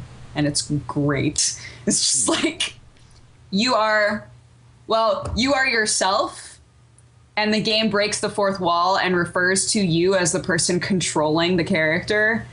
But the character that you're playing is the batter. This sounds like a David Lynch game. First off, I would like to point out that was done back in 1999 in Omicron, the Nomad Soul, in which case David Cage had that idea before. Whoever this nerd came up with this idea. David Cage doing it first. Oh, Continue, shit. please. I just want to point out David I don't Cage really is far care superior. whether or not it's been done first. Oh, no, I do. I do. David Cage does. So you're the batter, like in a baseball game, and you're walking around different zones, and there's this crazy cracked out looking cat that kind of helps you out and talks in big words. And you're going around trying to purify all of these evil specters that are everywhere. And the art style is so crazy because the way that the actual game looks is very basic, because I think it's made in RPG Maker. But when things pop up, like your profile picture, like the picture of the batter and everything, the art style is so creepy awesome that I love it. It's like, it's a game that's right up my alley. It makes absolutely no sense. They keep referring to things as elements that aren't elements. They're like, meat. Meat is the most important of the four elements. And I'm like, you're right, game. Meat is the most important of the four elements. It makes no sense. I'm in a zone right now with meat waterfalls. It's great. This person sounds like they've done a lot of drugs. Yeah, I should hope so. So that's what I'm doing. Also, the second person in my party is just a circle, and his name is Alpha. Alpha And so- Circle. the Batter and Alpha are best friends forever, and they go around and they beat up evil spirits. They purify things. Like meat. Like, no, meat doesn't need to be purified. Also, within meat doesn't need to be purified. What are you talking about, Crenda? Within the universe, like the lore of this world, cows, they don't use cows to get meat necessarily. They cut cows in half lengthwise, and then there are giant metal boulders inside of them that they harvest. This game makes no sense, and I love it. That's just like nothing makes sense. It's great. So that's the other game that I'm playing right now. Oh. It's great. Jesse, what have you been playing this week? I would like to point out that I chose not to interrupt Dodger and write my comment in chat here for all to see. It's about the Batter. Brace yourselves. We'll let that be our little secret. So anyway, this week I have played all sorts of wonderful. I played a game called Teslagrad. It is wonderful. Basically, you are either Nikola Tesla's son or Kid Tesla. I'm not sure which, but it's amazing. But you're not really. I don't know. It's a world that is, I guess, Russian-ish, but it's all drawn. I can't even describe it. The animation doesn't look video game animated. It looks like art, like a Disney movie. But you play it, and it's a puzzle platformer similar to Castlevania, where you move from room to room. Bosses are sort of randomized where you find them. You get like a cool gauntlet thing that you can like Teslagrad, and you can change the polarity of your gauntlet to be positive or negative, so you can punch blocks. And then you get boots that let you blink. And it's this really, really creative game. And it's super freaking fun. It's kind of hard. But I would say go look it up on Greenlight. It's been really, really pushed like on the internet with the hip kids. The hip kids. It's Teslagrad. The character looks like the Pip-Boy. He does. I like the art style in it. Yeah, the art style, and it looks visually as it's moving, looks like you're watching sort of a Disney movie. It's very cool, and the way it plays is kind of neat. I really, really, really like it, and that was fun. What else have I been playing? I'm trying to look at my monitor, but I got your faces in front of it. Oh, don't jump down the wall for. Oh, okay, he's safe. I've been playing a lot of things. I just can't remember what it was. I played a game called Raise the Dead, where you play as a guy named Ray, who becomes a zombie and can control the dead. And it's sort of like a Flash game, but it's really funny. And all the people, you are raised. Your dead corpse is raised in a like hillbilly town, and you get a pet dog who's a ghost dog who helps you kill people, and then raise other dogs to help you attack people. And the human beings, their voices are like that is their voices. Yes. So kind of like Banjo-Kazooie. Yes, when they speak like that. Yes. It is a wonderful. That's a good impression of that, by the way. Everyone in the chat's like, "Ghost dog!" No, not the dog from Call of Duty. It looks like Beethoven from the movie Beethoven. So look that up. Okay. Not the famed composer, the dog. The dog. And so that's a fun game. And hold on, let me see if I can look over here. I can't. Great. Been playing some more Final Fantasy 14. Oh, I tried to get into the beta of that. Hard. The beta is one of those weird, like, we're only turned on during certain times. You can only play it between the hours of 2 and 3. Enjoy. And it's fun, but here's an example, a perfect example. I decided I want to be one of those cute little baby people mages, and I you have great abilities. They look very cool. Like it's Final Fantasy-ish, so the casting animation is some crazy, like, rocks flying in the air. The problem is, the casting animation, by the time you get it off, if someone else is in the area, they can tag and kill the thing you're trying to kill before you even get the chance. And you're just right, because your animation cost is too long. Yeah, and I'm just like, what? This is ridiculous. So it's fun. It looks beautiful, but it's, you know, very, very JRPG-ish, where certain things take super amounts of time to cast. But it's like, dude, you're playing with like 12 other people. And they're the same area as you. That doesn't work. Like, being a mage is the worst thing. I don't know. I can't show video footage of it because you're not allowed to, like, show that. I've been showing off on the stream, and it's really weird. Yes. Yes. Off is so weird and great. As the first of the 4 elements, it is an important element. It always says that. No matter what they're talking about, they say, as the first of the 4 elements, it's the most important element. Because without meat, people would have nothing to eat. It's the most important element. That sounds great. Look at that meat river, guys. It's a meat river. Big old meat river. All right. Well, have you played anything else? No. Okay, that's it. That's all you played. What? Oh, other things? I don't know. Shit. Look, dealing with TB, I figure when you switch over to a video of a game called Off where they talk about meat, you've stopped caring about what I had to say. So I'm just going to shut up and move on. Enjoy. I felt like we needed that. Game Dev Tycoon stole my life last week. Oh yeah, Game Dev Tycoon. That game was off the hook. I love Game Dev Tycoon. I managed to move up to a bigger building, and that was it. Yeah, me too. I think it. They don't like and then my everything games. fell apart. Yeah, like I made this game and then they didn't like the next one.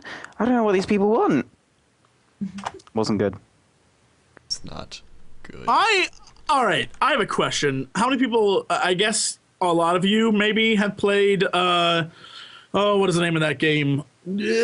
Come on, brain, help me out here. The one where you, like, do things? Oh yeah, that one game. No, I'm trying to think of what it's called. It's where you're that little. It's gothic-y, and it is. I'm just going to my damn channel. What the hell? Why am I asking you assholes? Yeah. All right. It is Don't Starve. I haven't played it yet. My friends have been playing that on Steam a lot. I've been meaning to look what up that is. English. Okay, so Don't Starve. Really cool visuals. Really cool like concept. The problem I have is, after a good while, you realize it's really cool looking, conceptually driven Minecraft. Basically, you're collecting items to build other things, to survive. And as much as I love Don't Starve, once you realize that, you're kind of like, okay. I mean, I don't know. I guess I like Minecraft more than Don't Starve. So I don't know. That's saying a lot. You like Minecraft more than this game. Someone who doesn't make Minecraft videos. Just saying. Like what? It looks like it was directed by Tim Burton. My favorite part is when people say, "Hey Jesse, you don't get it. Go watch insert name." It's usually someone from the Yogscast known for Minecraft videos playing Don't Starve. So you're not convincing me that it's not like Minecraft. If anything, you're proving my point. So, you know. Like, is that it's like you just survive. Yeah, no, the point is you survive. And at nighttime, dark things come and kill you. And if you you can slowly go crazy, but you also need to eat, and there's monsters in the world. So it's very cool conceptually, but again, it's one of those things where at its core, you're taking things and building things, and then those things, like you can build blocks from stone, and then you can take those stone blocks to build other things, right? And it's essentially that same sort of Minecraft where you need to like build your way up to survive. Yeah. Gotcha. I'm not saying it is Minecraft. I'm saying that conceptually it's like it. And so once you realize that, it's kind of like, all right. I think I'd probably enjoy Don't Starve then, because I liked Minecraft, but I didn't like that there wasn't really any direction for it. Well, this has a direction. It sounds like Don't Starve has way more direction. Oh yeah. I think Minecraft is focused more on like building stuff. Yeah, it's a creative sandbox game. The chat is filled with so many picky people. You know what I'm talking about, nerds. Shut up. We get you, Jesse. Jesse, you are totally wrong. You have never been more wrong in your life. Shut up, Quagmire. You don't know shit. Oh my God, I'm talking about conceptually, not the actual gameplay. Jesus. You are incorrect. I'm going to go home and yell and complain to people who care about what I have to say. Shut up. Just die. And I need your shut up nerds on like a button so I can just have that anytime something pisses me off in real life. Shut up nerds. Jesse, is this a conspiracy?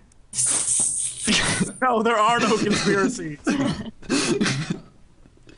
There's some things that every now and then I think that should be my text tone. And I've wanted before for it to just be Jesse yelling, nerds!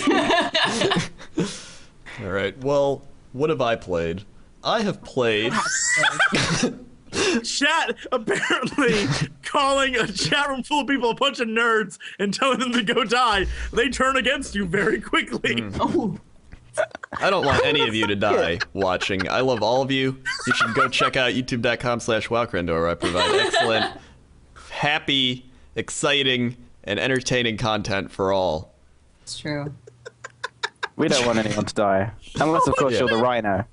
Oh, shit. Unless you're that rhino. They're upset that you called them Quagmire. They are. That's what this is all coming down to. How That's the first. You feel privileged. That's the first time I've ever used that to describe a person. Oh, someone put that in a best of clip. That was. Put it in a best wonderful. of, everyone. We Put it in my backtraced best of it. now, yeah. This week I've been playing a lot of League of Legends as usual. I've played what? Oh, I played Luigi's Mansion on the 3DS. Yo, that shit's off the hook. I got that right here. Oh damn! Yo, where my 3DS at? There it is. Yo, wait a minute. What at it? I got the Pikachu one because that's how I roll. I mean, you gotta go. Oh man. damn! See, No, you were smart. I wanted that big ass pink one, but I didn't want to wait for it to ship to me, so I got a red one instead. I got a blue one. Mine's got. Mine's black? Whoa! Whoa! That is the color of class.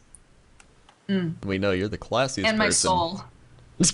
That color, they match. Yeah, so. I enjoyed Luigi's Mansion 2 a lot. Yeah, it's fun. I've played, I've played through 4 levels of it so far. I play games slowly on, like, mobile game things. But Yeah, same. it's really fun to do. Like, the controls are good. The, like, story's pretty good, even though it's, like, the typical, like, Mario story, like, oh, we need to go rescue thing, but it's like, it's It was fun. very whimsical. Like, I found myself giggling to myself while I was playing it. Like, this is so funny. Yeah, and the music's really good. It gets, like, in your head after a while, and you're just, like, singing along with it. It's that music where, like, it's the same tune, but it gets, like, changed in the environment. I still have the Luigi's Mansion 1 theme always in my head. It's like never leaving.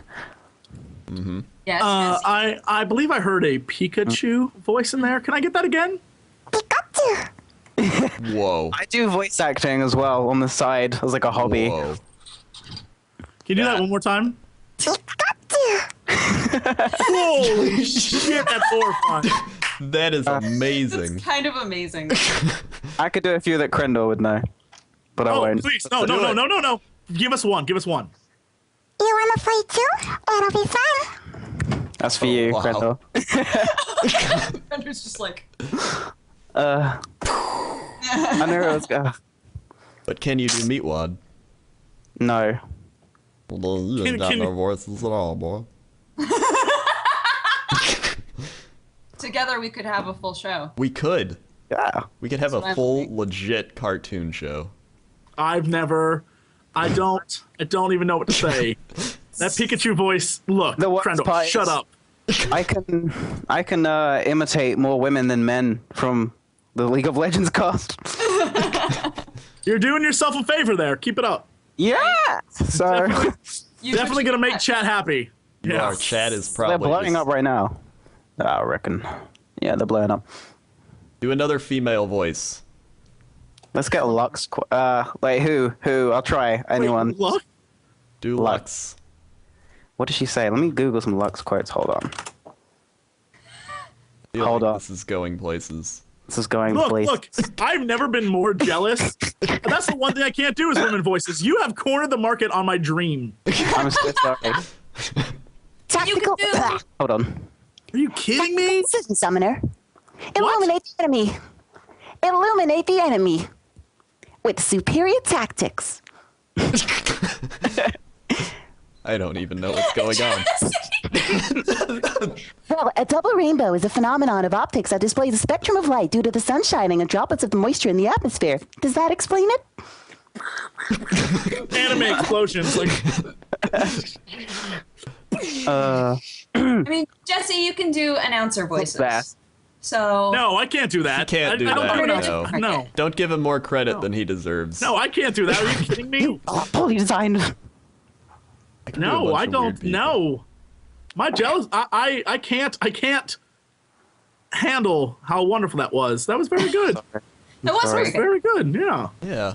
I've killed your dreams. Yep. You killed our dreams. I can do a Twitch voice. I always liked my Twitch voice. Oh, yes. I can't do his voice. He's not within my range. They just changed Trundle, and it made me so mad. Trundle is the troll in League of Legends, yeah. and he always be like, "Time to troll." Time to troll. And then they changed it. That was so sad. What do they change it to? I hope it's just like a guy. Like, I hope it's like time to troll out here. I hope it's like the mole men from Guild Wars 2 that are like, "We are mole men, Oh my god. and we're going to get you." I like It's like, that. who did they get to voice this guy? Because the mole men are clearly Russian. Everything has a Yeah. Russian name, and they're like, "I'm a mole man." It's like Commander Moleman. Get you. That was probably the greatest thing when we were leveling, is just hearing that. He's like, "I am a mole man. How are you doing today?" Don't you understand? I'm coming to kill you. The fact It's that like- half the people in that game were voiced by like just random people that don't know how to voice act is amazing. They're just like, "Hey, adventure, come I hate over here and help me." The cutscenes are so cringy. My favorite is the main character for the second half of the game has the silliest voice. He's like, "Adventurers, we must battle." Who are you? Oh, what a horribly bad. He's like, and then when he gives speeches, it's just like him. You can obviously tell he's reading the script. It's so good. It's so good. Oh, Guild Wars 2. Oh, Guild Wars. Go home, Guild Wars. You're drunk. Come on, not recognized. Oh, that's Traherne. That's his name. Everyone immediately knows who I'm talking about. Traherne's like, "We must venture together, adventurer. To battle!" Like, you have got to stop, bro. You have got to stop. Just stop. Just put Gotta it away. Sorry.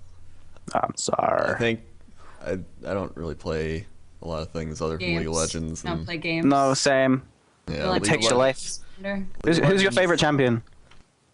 Right now, I alternate between Rammus, Sona, Twitch, and then if I mid, I go Twisted Fate, because I've always played Twisted Fate.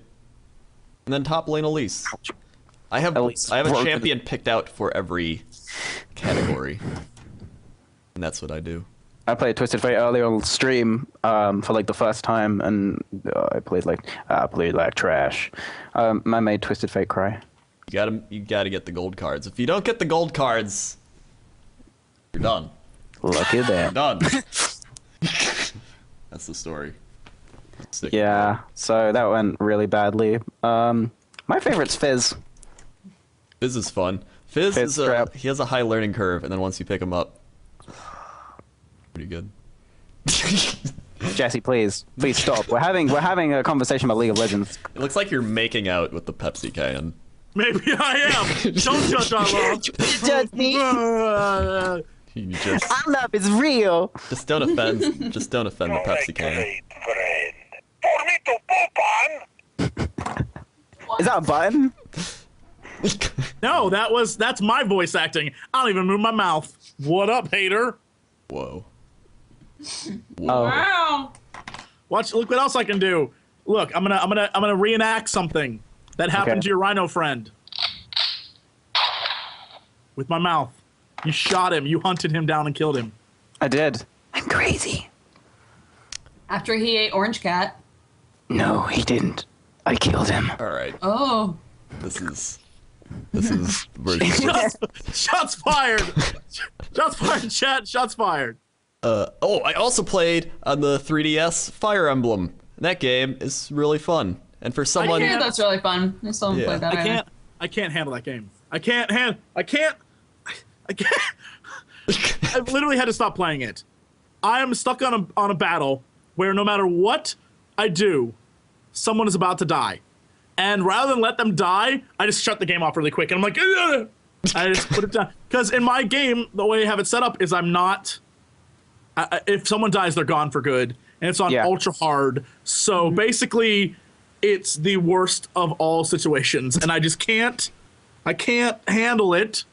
Because I've leveled everyone up, no one's dying, I swear to God. And every single time, it's either something really stupid, like I'll have one character who's really powerful, and then an archer shows up, and it's like, by the way, the character you're using has no defense against arrows? Shut up! How's an arrow doing 25 damage? Screw you, game! And the guy's, like, it's always this girl, I can't remember her damn name, and she rides a Pegasus. She's like, I'm riding a Pegasus! And she gets one shot by an arrow. So I take her out, I'm like, oh, well, I'll get rid of her. I bring in someone else to take the place. And I'll bring, like, I have this little kid who has, like, a little pot for a hat. And he's supposed to be really good, so I'm trying to level him up. He gets, like, one shot all the time! So I can't, I have to just shut down the console really quick. And I'm just like, I'm not losing characters. Maybe he dies really quick because he only has a pot for armor. Yeah, that might be a little hitch in his kind of character, like, armor. But if you hit me in the head, I'll defend it. I can't tolerate how much I just want to level all my characters to 10, because once you get them to 10, you can, like, give them a special class and stuff. And nope. This game is the worst. Stop caring about the Pegasus chick. I can't. She's so cute in her bumbling stupidity. Rule number 1: no emotional attachments. She falls over herself. She trips over herself. It's very cute. She can't walk more than 5 feet without falling. She is. Are you in a place where you can't just, like, go back and grind for a while? No. Like, you can grind. I mean, that's where I am. I'm in that area between a main quest and where you can grind and get stuff. So, I mean, that's what I'm doing. And the problem is that even those grinding battles, it's comparative to what level you are. So, where I'm at right now, I'm level, like, 9-ish, and the guys I'm fighting are level 13. So they are just, like, shitting all over me. I can't not, and even if I go back to, like, the very beginning town, and I'm like, oh, there's got to be easy guys back here. Nope, they're level 13 too, and they're just like, what up, bitch? I'm like, no, I just want a level. Too much to ask. I just got banned from this own Twitch chat. Okay. What? Who got banned? Me, from this our own Twitch chat. You shouldn't be in Twitch chat while we're podcasting anyway, QA. Yeah. I was reading it. Wow. I was just typing GG. Typing GG. Also, I have made it my goal in that game to marry Sully. Sully is basically the Brienne of Tarth of that game. She's a big, just like deep voice, like, hello there, woman, who does not understand love, and I love her for that. She's wonderful. I'm like, oh, Sully, why are you so good? Oh, Sully. Oh, Sully, allow me to show you what love can truly be. And then there's a Frenchman who's trying to get with her. I love Sully. Sully's my favorite.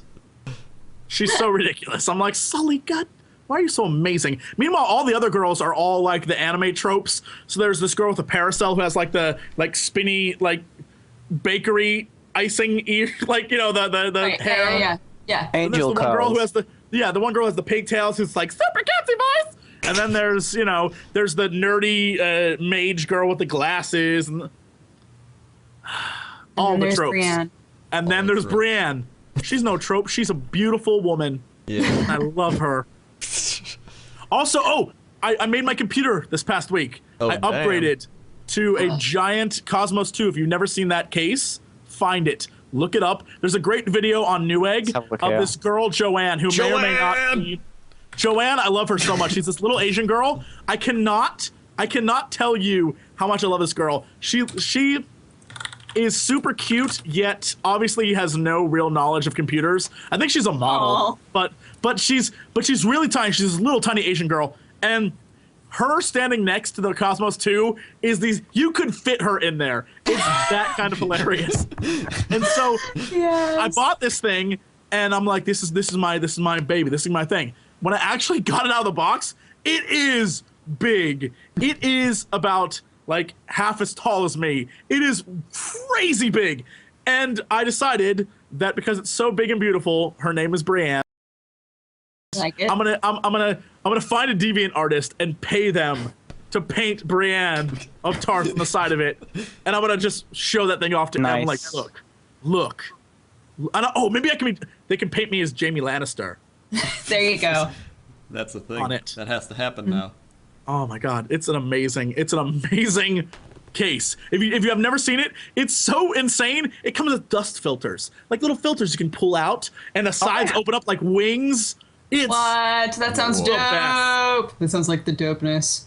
That does. That is. Oh no, that's it. Thank you, chat. I'm not Jaime Lannister. I'm the bear. I'm the bear in the main bear. Oh yes. You probably don't want to be Jaime Lannister.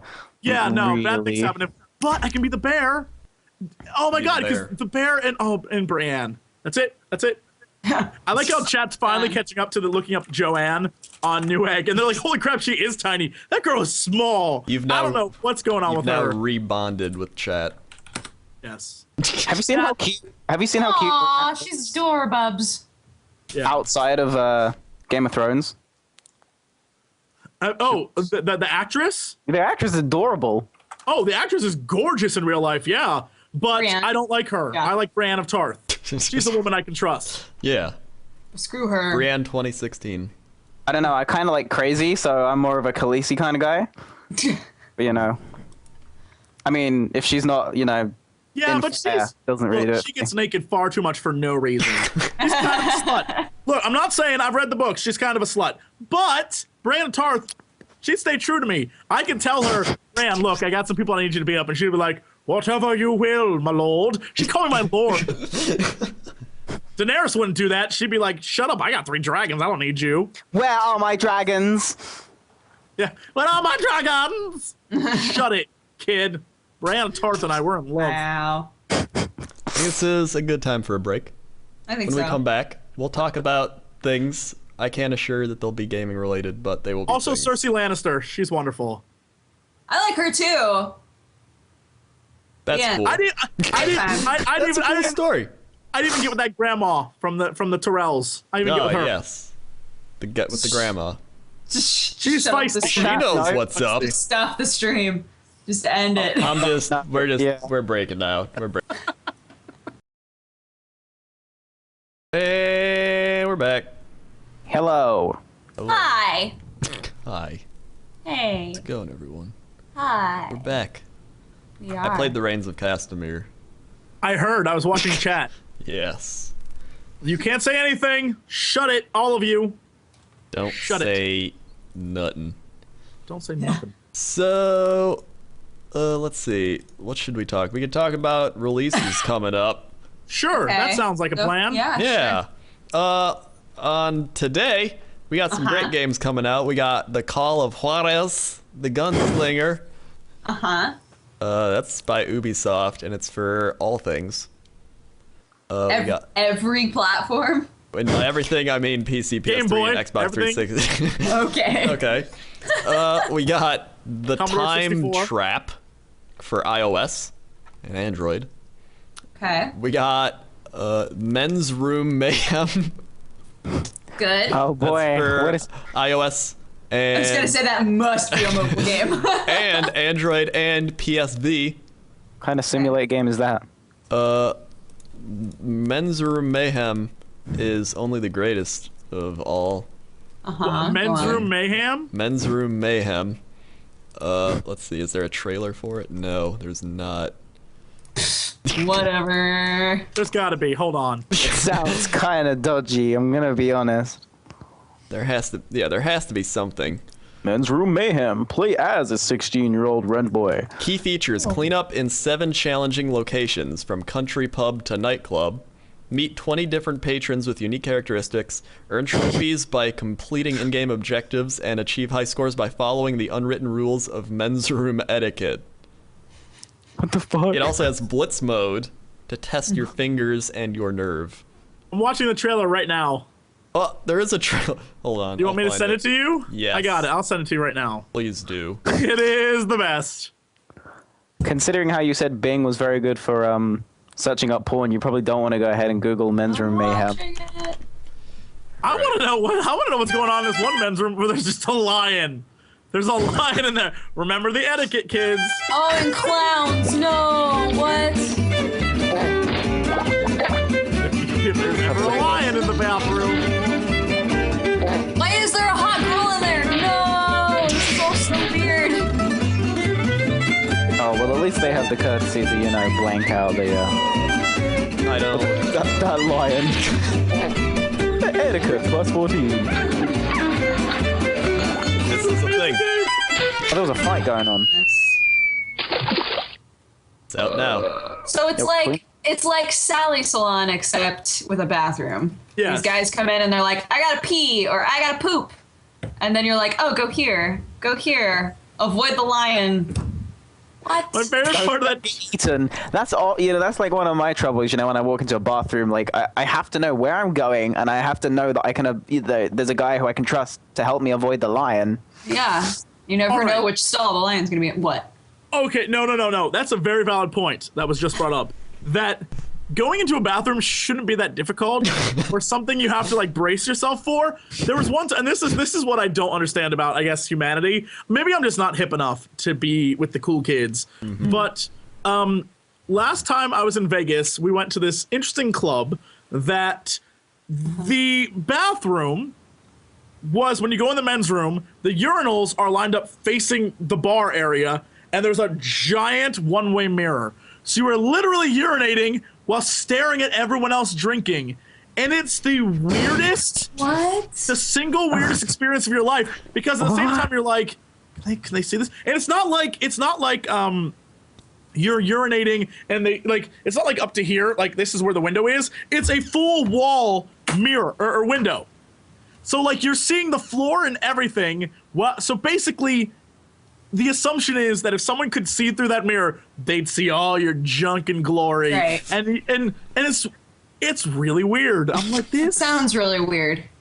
This is the craziest thing I've ever.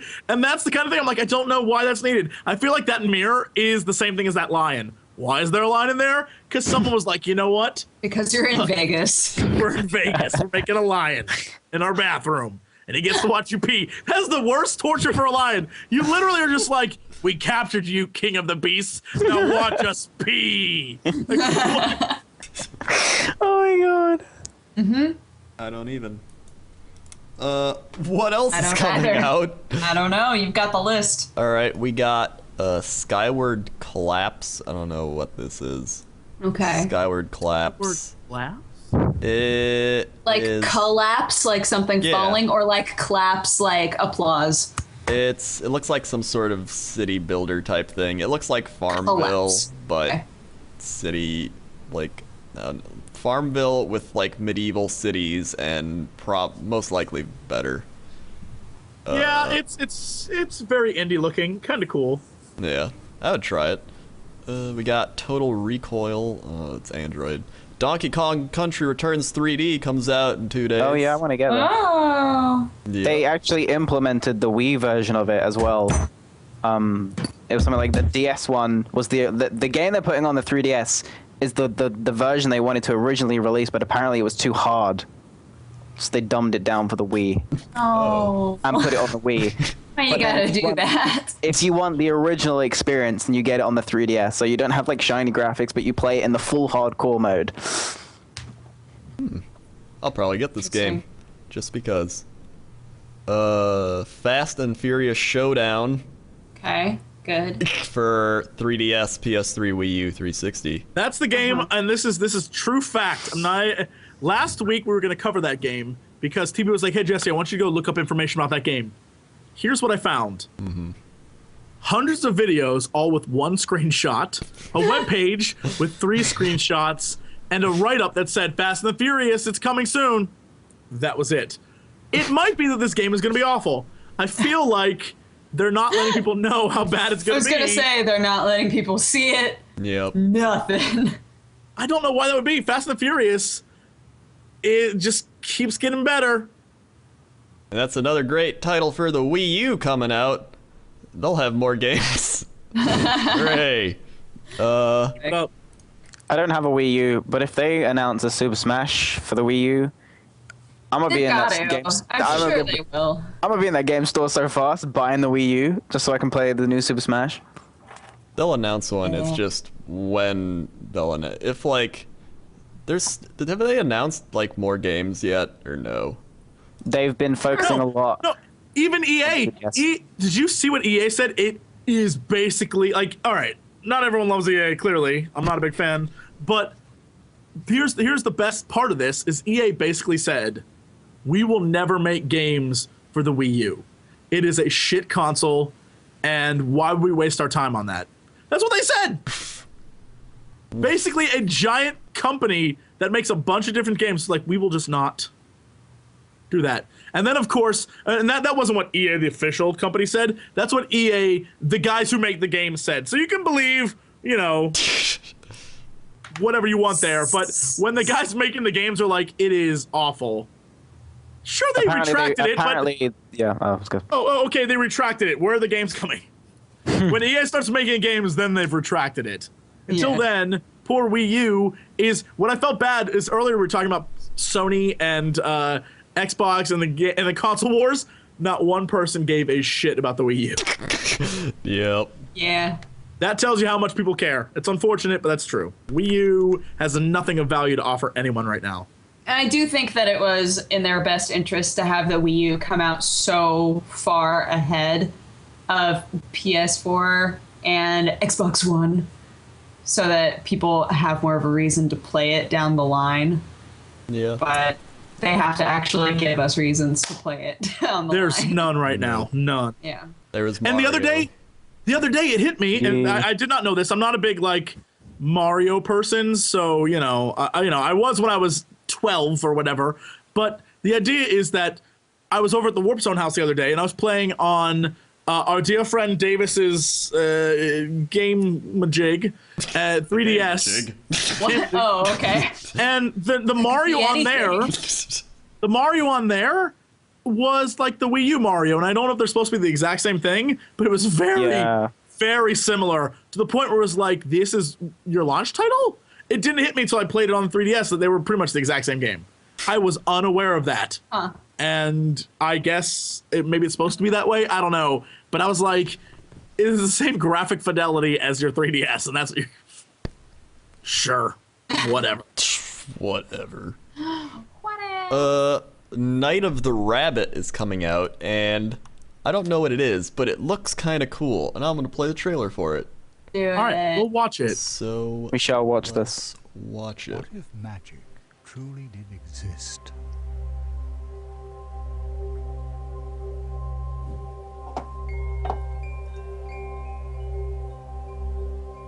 If connections existed between myriads of worlds, Charter Business Services. What if there Oh, were Dupunia was good. who could wander between those worlds? What if you could be their apprentice? Those eyes that have seen countless worlds. Some say he knows no mercy. Permit me to introduce myself. I am the Marquis de Hoto. Oh, but you're Aurictolulus cuniculus sapiens. Yes, indeed. This world will be your school, and its inhabitants will teach you many things. And then, once your training is complete, you will see the world with the eyes of a tree walker. But be on your guard. A sinister secret, long forgotten, will soon cast its shadow over the portal worlds. Soon this world will be healed. No more worries about money, about land, about luck, about health. With the first promise the Cold One breaks, an abyss will open. And that, honorable audience, is magic!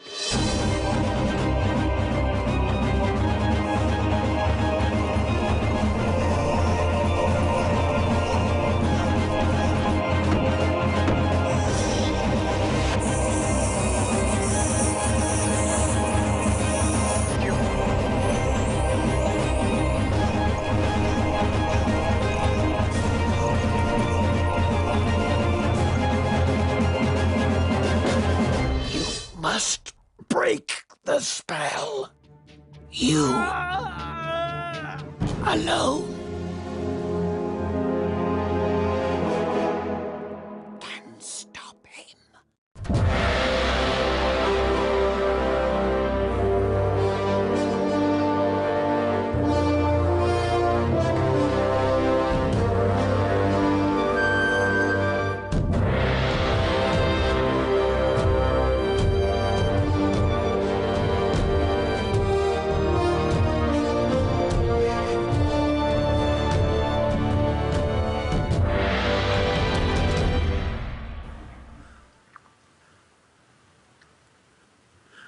Yep. Okay. All right. I've learned two things from that trailer. And one, I'm blown away that it has this big epic feel to it, and then it's called like Night of the Rabbit. Night of the Rabbit sounds like an iPad game where you kill rabbits as like a farmer. Also, point of order to all villains out there. You're very easily detectable when your voice is like, yes, we'll stop them, and then we will destroy mankind. Well, we'll not know. Yes, they'll never understand. Yes, oh, hello, I'm not evil at all. Like, all right, dude, you're pretty evil. In fact, that was one of the problems I had with Diablo 3 is the guy you meet in the third act who you like have to collect his body parts. His voice is literally, thank you for collecting my body. Like, this guy's gonna betray me, isn't he? Like, he's gonna betray me, right? And then I will not betray you. Then when he betrays you, you're like, yeah, no, I knew that was gonna happen. But you're like, I am definitely not evil. You're probably evil. Leah's just like, guys, I think we should trust him. He seems pretty knowledgeable about things. Like, Leah, shut up. Yes, listen to the guy. Listen to the stupid female. Right, so I took nothing away from that trailer. I don't know what I was watching. I felt like I was on drugs, like for real. What is it? Is it I think it's a point and click. It is. I'm assuming it is because like they made Deponia too, and I played Deponia, and Deponia was like a kind of a puzzler point and click. But the issue that I had with Deponia was it was beautifully animated and it was fun, but a lot of times the way that you figured out how to do things was like, I don't know, just click everything, like go to a different house, click everything, like it didn't give you a whole lot of direction in terms of how to solve issues. So I hope that this one does better with that. Those would be my feelings. That sounds like a pretty big problem for a point and click game. Yeah. I mean, you figured it out eventually, and the characters were fun, so you were like, oh, whatever. But yeah, it got old sometimes when I was like, I seriously don't know what you want me to do, game. Like, what is happening right now? I felt like I was playing Phoenix Wright all over again and just trying every piece of evidence. Just, I don't know, just do it, something. Work, please. Blake. Yes. What was the story? I didn't get the story. It was something about I don't know. Magic. There's a lot of magic. Bunny. No, you're not the rabbit though. I think the rabbit was your master, and then he was like, someone said the rabbit's your master? What? Someone said it's the adventures of a young Total Biscuit. That's what it is in my mind now. Mm-hmm. So if he ended up how he ended up, the ending is gonna have a really dark twist. Real dark. Oh my gosh, the whole game, he's gonna be like really happy and optimistic, and then something's gonna happen at the end that turns him into this cynical person. The dog he talks to on the phone the entire time gets killed.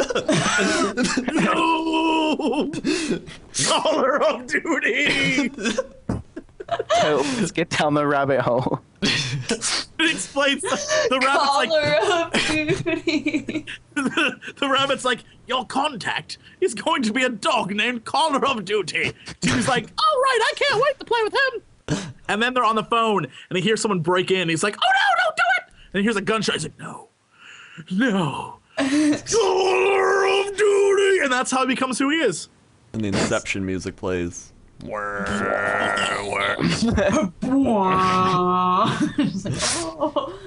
It makes sense now. It makes sense now. I feel like the only point-and-click game I played that I really enjoyed was Machinarium. Because I love that game. And it like made sense because it's like, oh, you gotta solve the puzzles, but the puzzle was like, I need some way to like create electricity, and it was like, well, maybe if you rip the wires out of the thing and do a battery to it, it's like, and then suddenly shit works, and you're like, yay, I'm so smart. Yeah. Machinarium made me feel very smart. Yeah. But it was fun, and the art style was cool, and I loved the soundtrack in that game, and it was just a great game. And they're making the second one, and I want it to come out faster. Awesome. Word. And what else is coming out? Do we have anything? What day are we on right now? What day is it? Right now, we're on the day of May 29th. May 30th, we got Expeditions Conquistador. And... What? I don't know. The Swapper. The Swapper from Facepalm Games. Here's the problem. That was Wow, yes. that sounds like a legit company. The Swapper sounds like a Disney movie starring The Rock. Right? Like, he's got to watch out for this. One of them. The Swapper. And it's just a big buff guy, but he has to take care of a little girl. The Swapper. It's a 2D platforming puzzle game. No, the Swapper is The Rock and then a little child girl actress, and they switch bodies. They switch brains, yeah. There we go. The Swapper. Yes. The Swapper. She's like, look at me, what am I supposed to do with all these muscles? She's like, I'm a little girl. The Swapper. Hold on, we got the Swapper. You're welcome, Hollywood. We got the Swapper trailer. We're gonna watch the Swapper trailer. Oh Swapper man, is coming. I'm so ready. My body is so ready for this. I beg your pardon, this place changes. We wait patiently.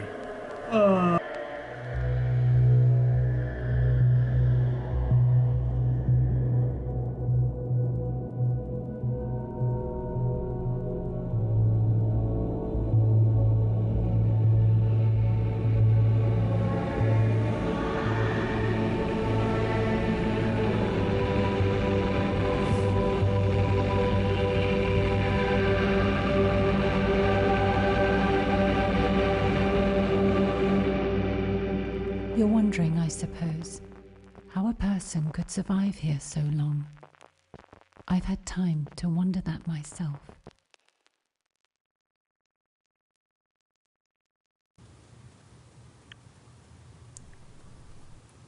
That didn't tell me anything. I don't know I still know nothing about this game. It was like 5 seconds of in-game footage. If I would have closed my eyes, I would have thought someone was just playing EVE Online. If you had closed your eyes. Because that's just like the music and like a female robot voice. That's all EVE Online is. It's like dun dun dun, and then it's like I swear ship that is talking.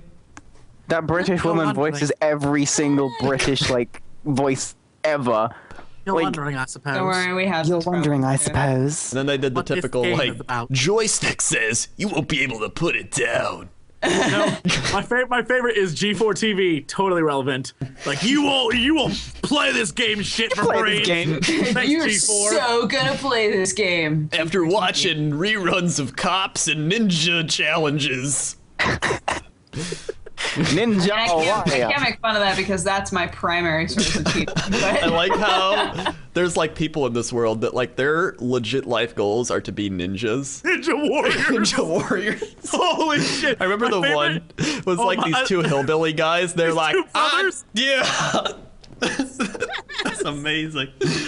Oh my god, Crendor was over, we were watching this guy. There's these two brothers, and the first brother is standing there totally shirtless, just really cheering for his brother, sweating profusely, like, you got this, bro! Come on, bro! You got this! His brother is trying to, like, scramble through this obstacle course. The brother fails, and he's like, man, I could have got that. And then his other brother goes, and it's just like, here's my bro! You're gonna get this! And it's like, oh my god, stop. Just stop this. Just stop. You are not ninjas.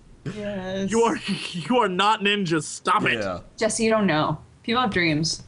Yeah, they have dreams. Ruining dreams. Dude, be a scientist. Help cure cancer. Being a ninja is fucking useless. But then you can't be on G4 TV.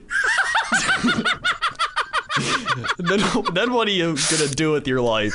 Then what's the point, Jesse? Because these people, I bet that's their thought process. Like, I could be a doctor, I could be a scientist, but then what? I'm not gonna be on G4 TV. So what's the point? So I'm gonna cast those aside. Those are an obvious no. Oh my god! I imagine there's an executive at G4 is like, science. Fucking bring me ninjas. He's like Tyrion Lannister, except at G4 TV he's like, bring me ninjas. It's how I don't even. Bring me the ninjas. That is seriously G4.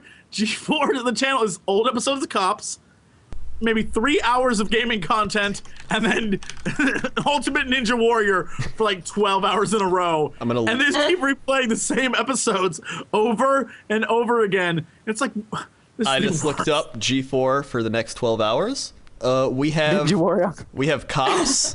We have Yes. Bomb Patrol Afghanistan. Yes. We have Campus PD. Police arrest a drunk college girl who won't give her real name or age. Investigate a complaint that partying kids are jumping on someone's roof. And then we have another Campus PD. Authorities investigate 2 suspicious students behind a dumpster and assist a freshman girl who has had too much to drink. Wow. Then we have Cops. And then we have G4 Movies, which is Tekken. Which is Naruto, the first movie, because ninjas. Good call, Tekken. Then we have Quantum Leap for 2 hours. That's a great show. Oh, we can't make fun of that. That's on at 1 a.m. though. Oh. And then we have Knight Rider at 3 a.m. You, G4 TV. Ultimate Ninja Warrior isn't on right now? No. Holy shit. But, okay, get this. Tomorrow at 9 a.m. we got X-Play with Morgan Webb and Blair Herter. Oh, well, gee. Thanks. Because that's when an gamers all-star are lineup that's right when there. gamers are up or not at school. It's Yeah. at 9 a.m. On a Thursday. And then at 10 a.m. we got Street Patrol. It doesn't even give a description. It's just Street Patrol. And then we got more Quantum Leap. And then G4 is the most irrelevant.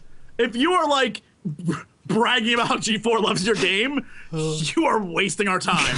G4, you are done. Your game I might suppose you're get wondering what's featured going at on 9 right a.m. now. And then it's got Movies That Don't Suck at 1 p.m. Oh, okay. And then more Campus that PD. what it's called? Wait. What is the movie? It doesn't. Oh wait. Set in the not too distant future, Mad Max is a chilling drama that combines a futuristic plot with high-speed car and motorcycle action. Mad Max. All right, well, to be honest, Mad Max doesn't suck, so they're right on that. But they're playing Mad Max at 1 in the afternoon. Yep. High quality And then when people get home at 3 p.m., they have more Campus PD, followed by a bunch of cops. For those of you who don't know, G4 TV is supposed to be a tech channel. Oh my G4 God. TV used to be the place where you go and watch like stuff about video games. Yeah. And then they decided to become awful. They don't even have ninja things anymore. It's Dude, we have a challenge, that's our TV channel, and that is literally like Ninja Warrior. What's that other one with the what's his name? Banzuki Warriors or something. And it's Suki? got, you have that. Banzuki Warriors. Banzuki Warriors. Google it. And it's got unbeatable Banzuki, And in England, it's presented by the dude who's really fat and he has the awesome voice. And he voiced Clayton in Tarzan. Brian Blessed. Brian Blessed. Wow. Okay. And they bring him out in this like red armor. It's like body tight, and he has like a CGI sequence where he like flips onto the screen, and then he's like, "I am Brian Banzuki," and then he's like, and then it's just like clips of like Asian people trying to like unicycle around a course and like failing, and then it's just like, they can't beat my challenges, and then we get like 3 hours of Takeshi's Castle, which is that's funny though. Best show. That's a legitimate funny show. Yes. But still, that's supposed to be your guys' tech channel? Oh no, that's a TV show. Okay. I was gonna say, like, wait a minute, is this like a worldwide issue?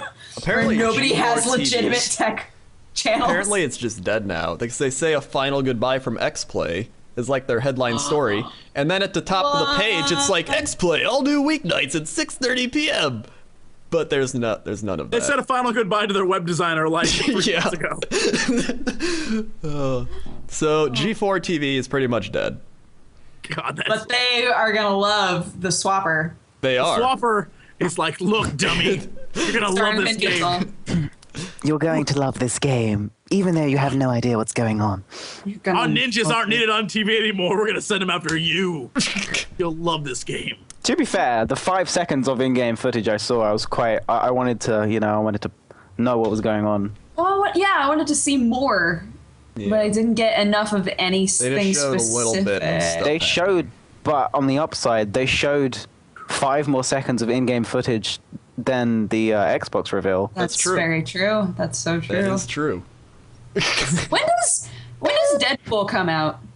Deadpool? Yeah. Is that on that list? It's not I can't in remember May. what day it is. No, we're still in May. We're still in May. Deadpool is released June 25th. Yes. Ooh. So we got a month still. It's either going to be the best game or the worst game. Can't wait. What is it? Remember Me is June 4th. It's probably on my radar of things to play. I want to see the last. I want to play The Last of Them. Yep, that'll be Last good. of Us. Last of Us, You know yeah. what? I hope that Last of Us is good. I feel like it's going to be one of those things where, and I don't even know if I need to put up a spoiler finger because I don't know anything about this game except for like screenshots I've seen.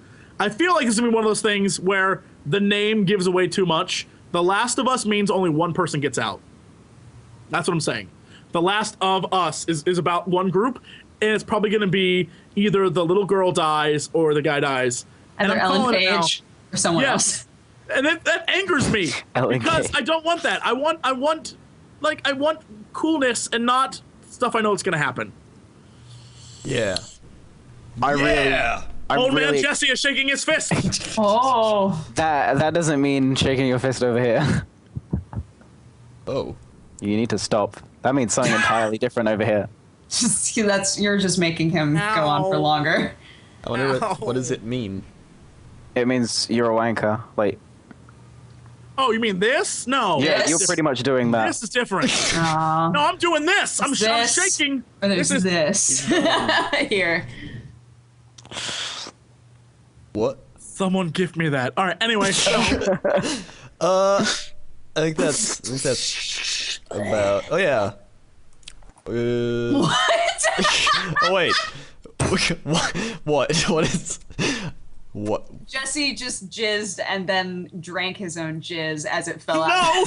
No, it hit me. Yes, that is exactly what happened. It hit me in the face, and I was like, "What? No! Look! Don't judge me." Happy birthday, Mrs. Cox. Happy birthday, Mrs. Cox.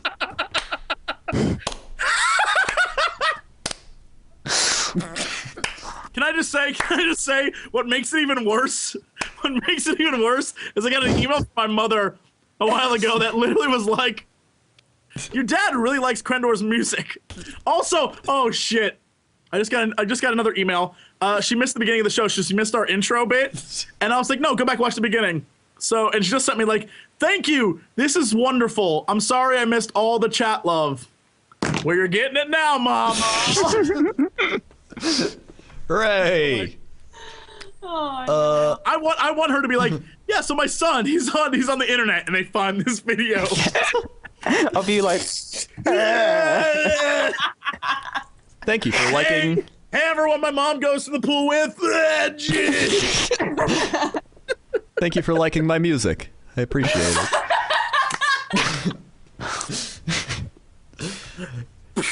Oh no! All right, I think we finally derailed the entire thing, so now we can wrap it up. Okay, cool. Thank God. All right. Kiori, what are you doing this week? Friday, I'm going to like the big con in England called Expo, so I'm there Friday through till like Monday. Other than that, I'll be streaming League of Legends, pretty much until then. That's my week. Next week, streaming League of Legends, playing some League of Legends. A lot of League of Legends. A lot of League of Legends. Just waiting for if anything tickles my fancy on Steam or something. I'm really looking forward to watching. I can't remember what the name of it's called. Watch Dogs. Watch Dogs, yeah. But that's ages away. But that game looks so good. I haven't actually seen anything about it. Oh, go watch the trailer. It's 10 minutes. You're not gonna be able to show it on here, but like, looks so good. Alright. Well, where can people find you on your stream and your YouTube and all that? Well, you can find me at YouTube/user/ I'm gonna have to spell this for people. DissidiusWasTaken, or you can just search Kiori in YouTube. Oh, wait, hold on, wait, what? Pause a minute. Yeah, What's I made the YouTube name. Just Dissidius is your YouTube name. DissidiusWasTaken. Why? Maybe Genie isn't to blame. Holy crap! Oh snap! But the title of my thing is Kiori. See, you know whose fault this is? It might be yours. It might be your fault. I said this though, didn't I? I said I think this is my fault because I have a confusing YouTube name, and you're like, nah. For once, Genie's not to blame. Holy You were so quick to be like, Genie. I wasn't prepared to let her take any of this blame. Wow. She's been redeemed. She has been. She missed 90% of it. It was DissidiusWasTaken, not just Dissidius. So that probably would have taken you to some guy who's like, my name's Dissidius. I play games. And I'm gonna be playing them sometime in the near future. That was like 4 years ago. All right, so you got all that. Wait, is your stream DissidiusWasTaken too, or is that No, Kiori? my stream is Kiori Keys. Kiori Keys? Like your keys for your car? Yeah. Okay. All right. Key. Your branding has not been up to par. Kiori Keys. It's the name you see right now plus Keys. What is your Twitter then and Facebook? Kiori Keys and Kiori Keys. Okay, so it's only your YouTube. See? It's only my YouTube. We're similar. We're similar. Yeah. We kind of messed up on the brand. The thing was though, because my World of Warcraft name was Dissidius, and when I was gonna make World of Warcraft vids when I first decided I was gonna make a YouTube channel, so I was like, oh, Dissidius, well, DissidiusWasTaken, so that was my YouTube name. But then I was like, oh, World of Warcraft turned to shit because of the Cataclysm, so I stopped. All the cool kids start with World of Warcraft. Yeah, vids. all the cool kids start with World of Warcraft. Factual information. Fact. Cool Even though I didn't release one World of Warcraft video, yeah. Knew that. Anyway, Dodger, you do the thing. So on Monday, Wednesday, Friday, I do news, and this Monday, actually, I put up my camera view of me doing the YouTube challenge, and that is a ridiculous thing. If you want to go see me, if you want to go watch me eat lots of different things and make Jesse upset, then go ahead and do that. And that's on youtube.com/pressheart2continue. And we're also playing Off. I was talking about with the Meat River and everything. Remember? You gotta come watch that. Meat River. Yeah. And then I have a daily vlog on youtube.com/dexterity_bonus. And my Twitter is @dexbonus, DEXBONUS. And I almost never stream, so don't worry about that. I think the last time you streamed was like a year and a half ago. It was my 12-hour stream, I think. And that was a long time ago. Yeah. That was when we had the Left 4 Dead battle. That was a while ago. That was the Left 4 Dead battle. That was yeah. That's a great moment in history. It's a great moment. It was a good moment. I liked that a lot. So that's That's what I'm doing. Come hang out. I appreciate you. And that's it. Jesse, what are you doing? YouTube.com/Jesse Cox. You can go there to find all your fun gaming playthrough goodness, but also Fan Fridays, which is when I play games that you want me to play, and The Greenlight, which is a great little show that Josh Mattingly and I do from Indie Static, and we look at Greenlight games and have fun playing those. And I keep running out of time, but I'm going to keep trying to do my Q&As, because Revenge of the Q&A is an awesome show. And, oh, goodness, people saying, why don't you stream anymore? I'm pretty sure I save all my energy now for those awful, like, 5,000-hour streams that I have planned. In August, we're doing a Secret of Mana live stream the entire game. Yay! So that'll be fun. And other than that, you can go to the Facebooks. It's like the Jesse Cox or something on there. And you can go to, Shabuzi.com. That's a great place. You can go to Twitter. It's just at Jesse Cox on there. And you should go look up DodgerEats.tumblr.com. That is your source for all the gifts of Dodger eating that I can find on the internet. Send me more, because I need to keep that page going, because I want it to be a tribute to the girl who never... things are always in her mouth constantly. I was waiting for you to come up with a creative way to put that. And you didn't let me down. So. I was about to be nice with it, and then I had to backtrack. Right. I was like, you never stopped eating, and I was like, no, wait, hold up. That's too nice. I had to backtrace it. And so that's what I did. Traced it. And also, Cox and Crendor, you should definitely go watch the youtube.com/Cox and Crendor, because those vids are hilarious. You guys should record more of those. Yeah, it's weird. Jesse! and yeah. I give up. And that's it. That's all I do. So go watch videos and stuff. We also are playing something. And Penises, butts, thing soon. Oh yeah. No, sorry, I was distracted by that cup that had penis on it. So wait, no, boobs. Whoa, mom, boobs. Boobs. I don't need her to be like. It says penises. Mom, I know, but I saw. I just was wondering why it exists. I wasn't attracted to the penis. Now my mom's gonna call and be like, "It's okay if that's the case, Jesse. It's okay." No, mother. No. It's okay. Oprah said it was okay if you like boys. No, Mom. Stop it. I'm on the internet now. I'm disappointed. Mrs. Cox, call your son and be every day and be like, Jesse, why aren't you editing the podcasts? Just why aren't you doing that? Just do that every day. Every day. Wait, now I'm being called a homophobe. No, I'm telling my mother not to ask me repeatedly. Like, where's my grandchildren? If you that time. Okay. Just let me know so that you can adopt grandchildren. Just bring me kids. Your father and I won't be alive forever. That's literally conversations we have. It's like the Taco Bell drive. My dad was like, I really want to go to Guatemala to see the pyramids, but take me before I am dead. That was a conversation we had. As opposed to take me after I'm dead? He's like, I don't want you pushing me around in a wheelchair. That's what I'm saying. What? All this pressure. That's how people get captured by the drug cartel. That's what I told him. They can't run away. What are you talking about? No drug cartels there. What am I doing this week? I am doing more WoW Let's Plays, because I like doing WoW Let's Plays, and I'm gonna make a WoW machinima. I might make another LOL machinima, because I've been rolling with those lately. Hit me up. Yeah, we should. Hit me up. I was gonna do another thing with Cody, where we do a LOL cast, because those are fun. I gotta talk to him about it. And Cody, shut up! Commander Cody. From now on, like Commander Cody, let's go. Chip Kiorian Dodger. Well. Whoa. We both look There's like the children, chat. so that's good. Yeah, there you go.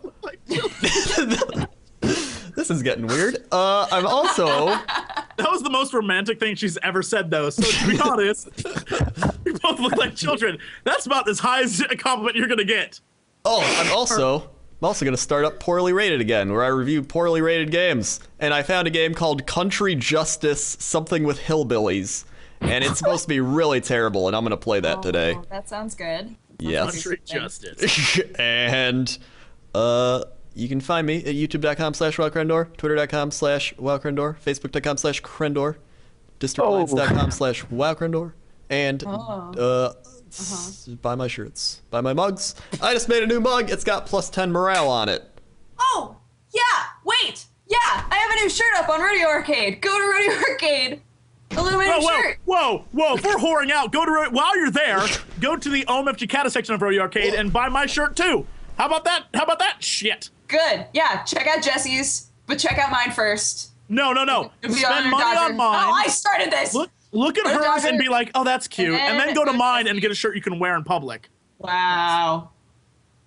Or you can save all your money and wait for my next District Line shirt, which will be far superior than anything they've created. Or you can wait for my store. Or you can go to rodeoarcade.com, which is then Blood Bowl's starting up because TV's finally not doing like crazy shoutcasting stuff, and he's really? like, We're gonna do Blood Bowl again? Yeah, really? He's gonna play his side strafe game this weekend because he tweeted like, "We'll finish this thing if it kills us all," which it will. And I think he's just afraid. Everyone's just afraid of Will Skittles. Nobody wants to play him. I get messages. I'm sure you get more than I do. I do. But I get messages all the time being like, when are semifinals happening? Seriously. I'm like, I don't know. This is not my fault. I don't know. Yeah, I'm always up to play because I win a lot, so I don't mind playing at all. And Will Skittles just wants his fame. He wants his fame. TB's delaying the end of the season so he can't win MVP. That's what it is. Nobody wants Will Skittles. I'll be honest.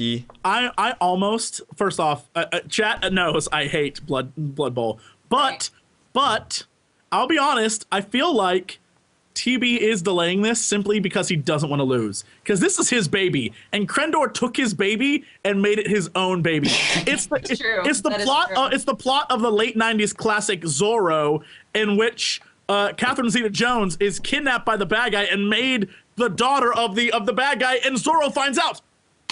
That's what it's the plot of Zorro. You've just Zorro'd TB's baby. I did. I Zorro'd it. Zorro'd his baby. I Zorro'd it. And I think that's it.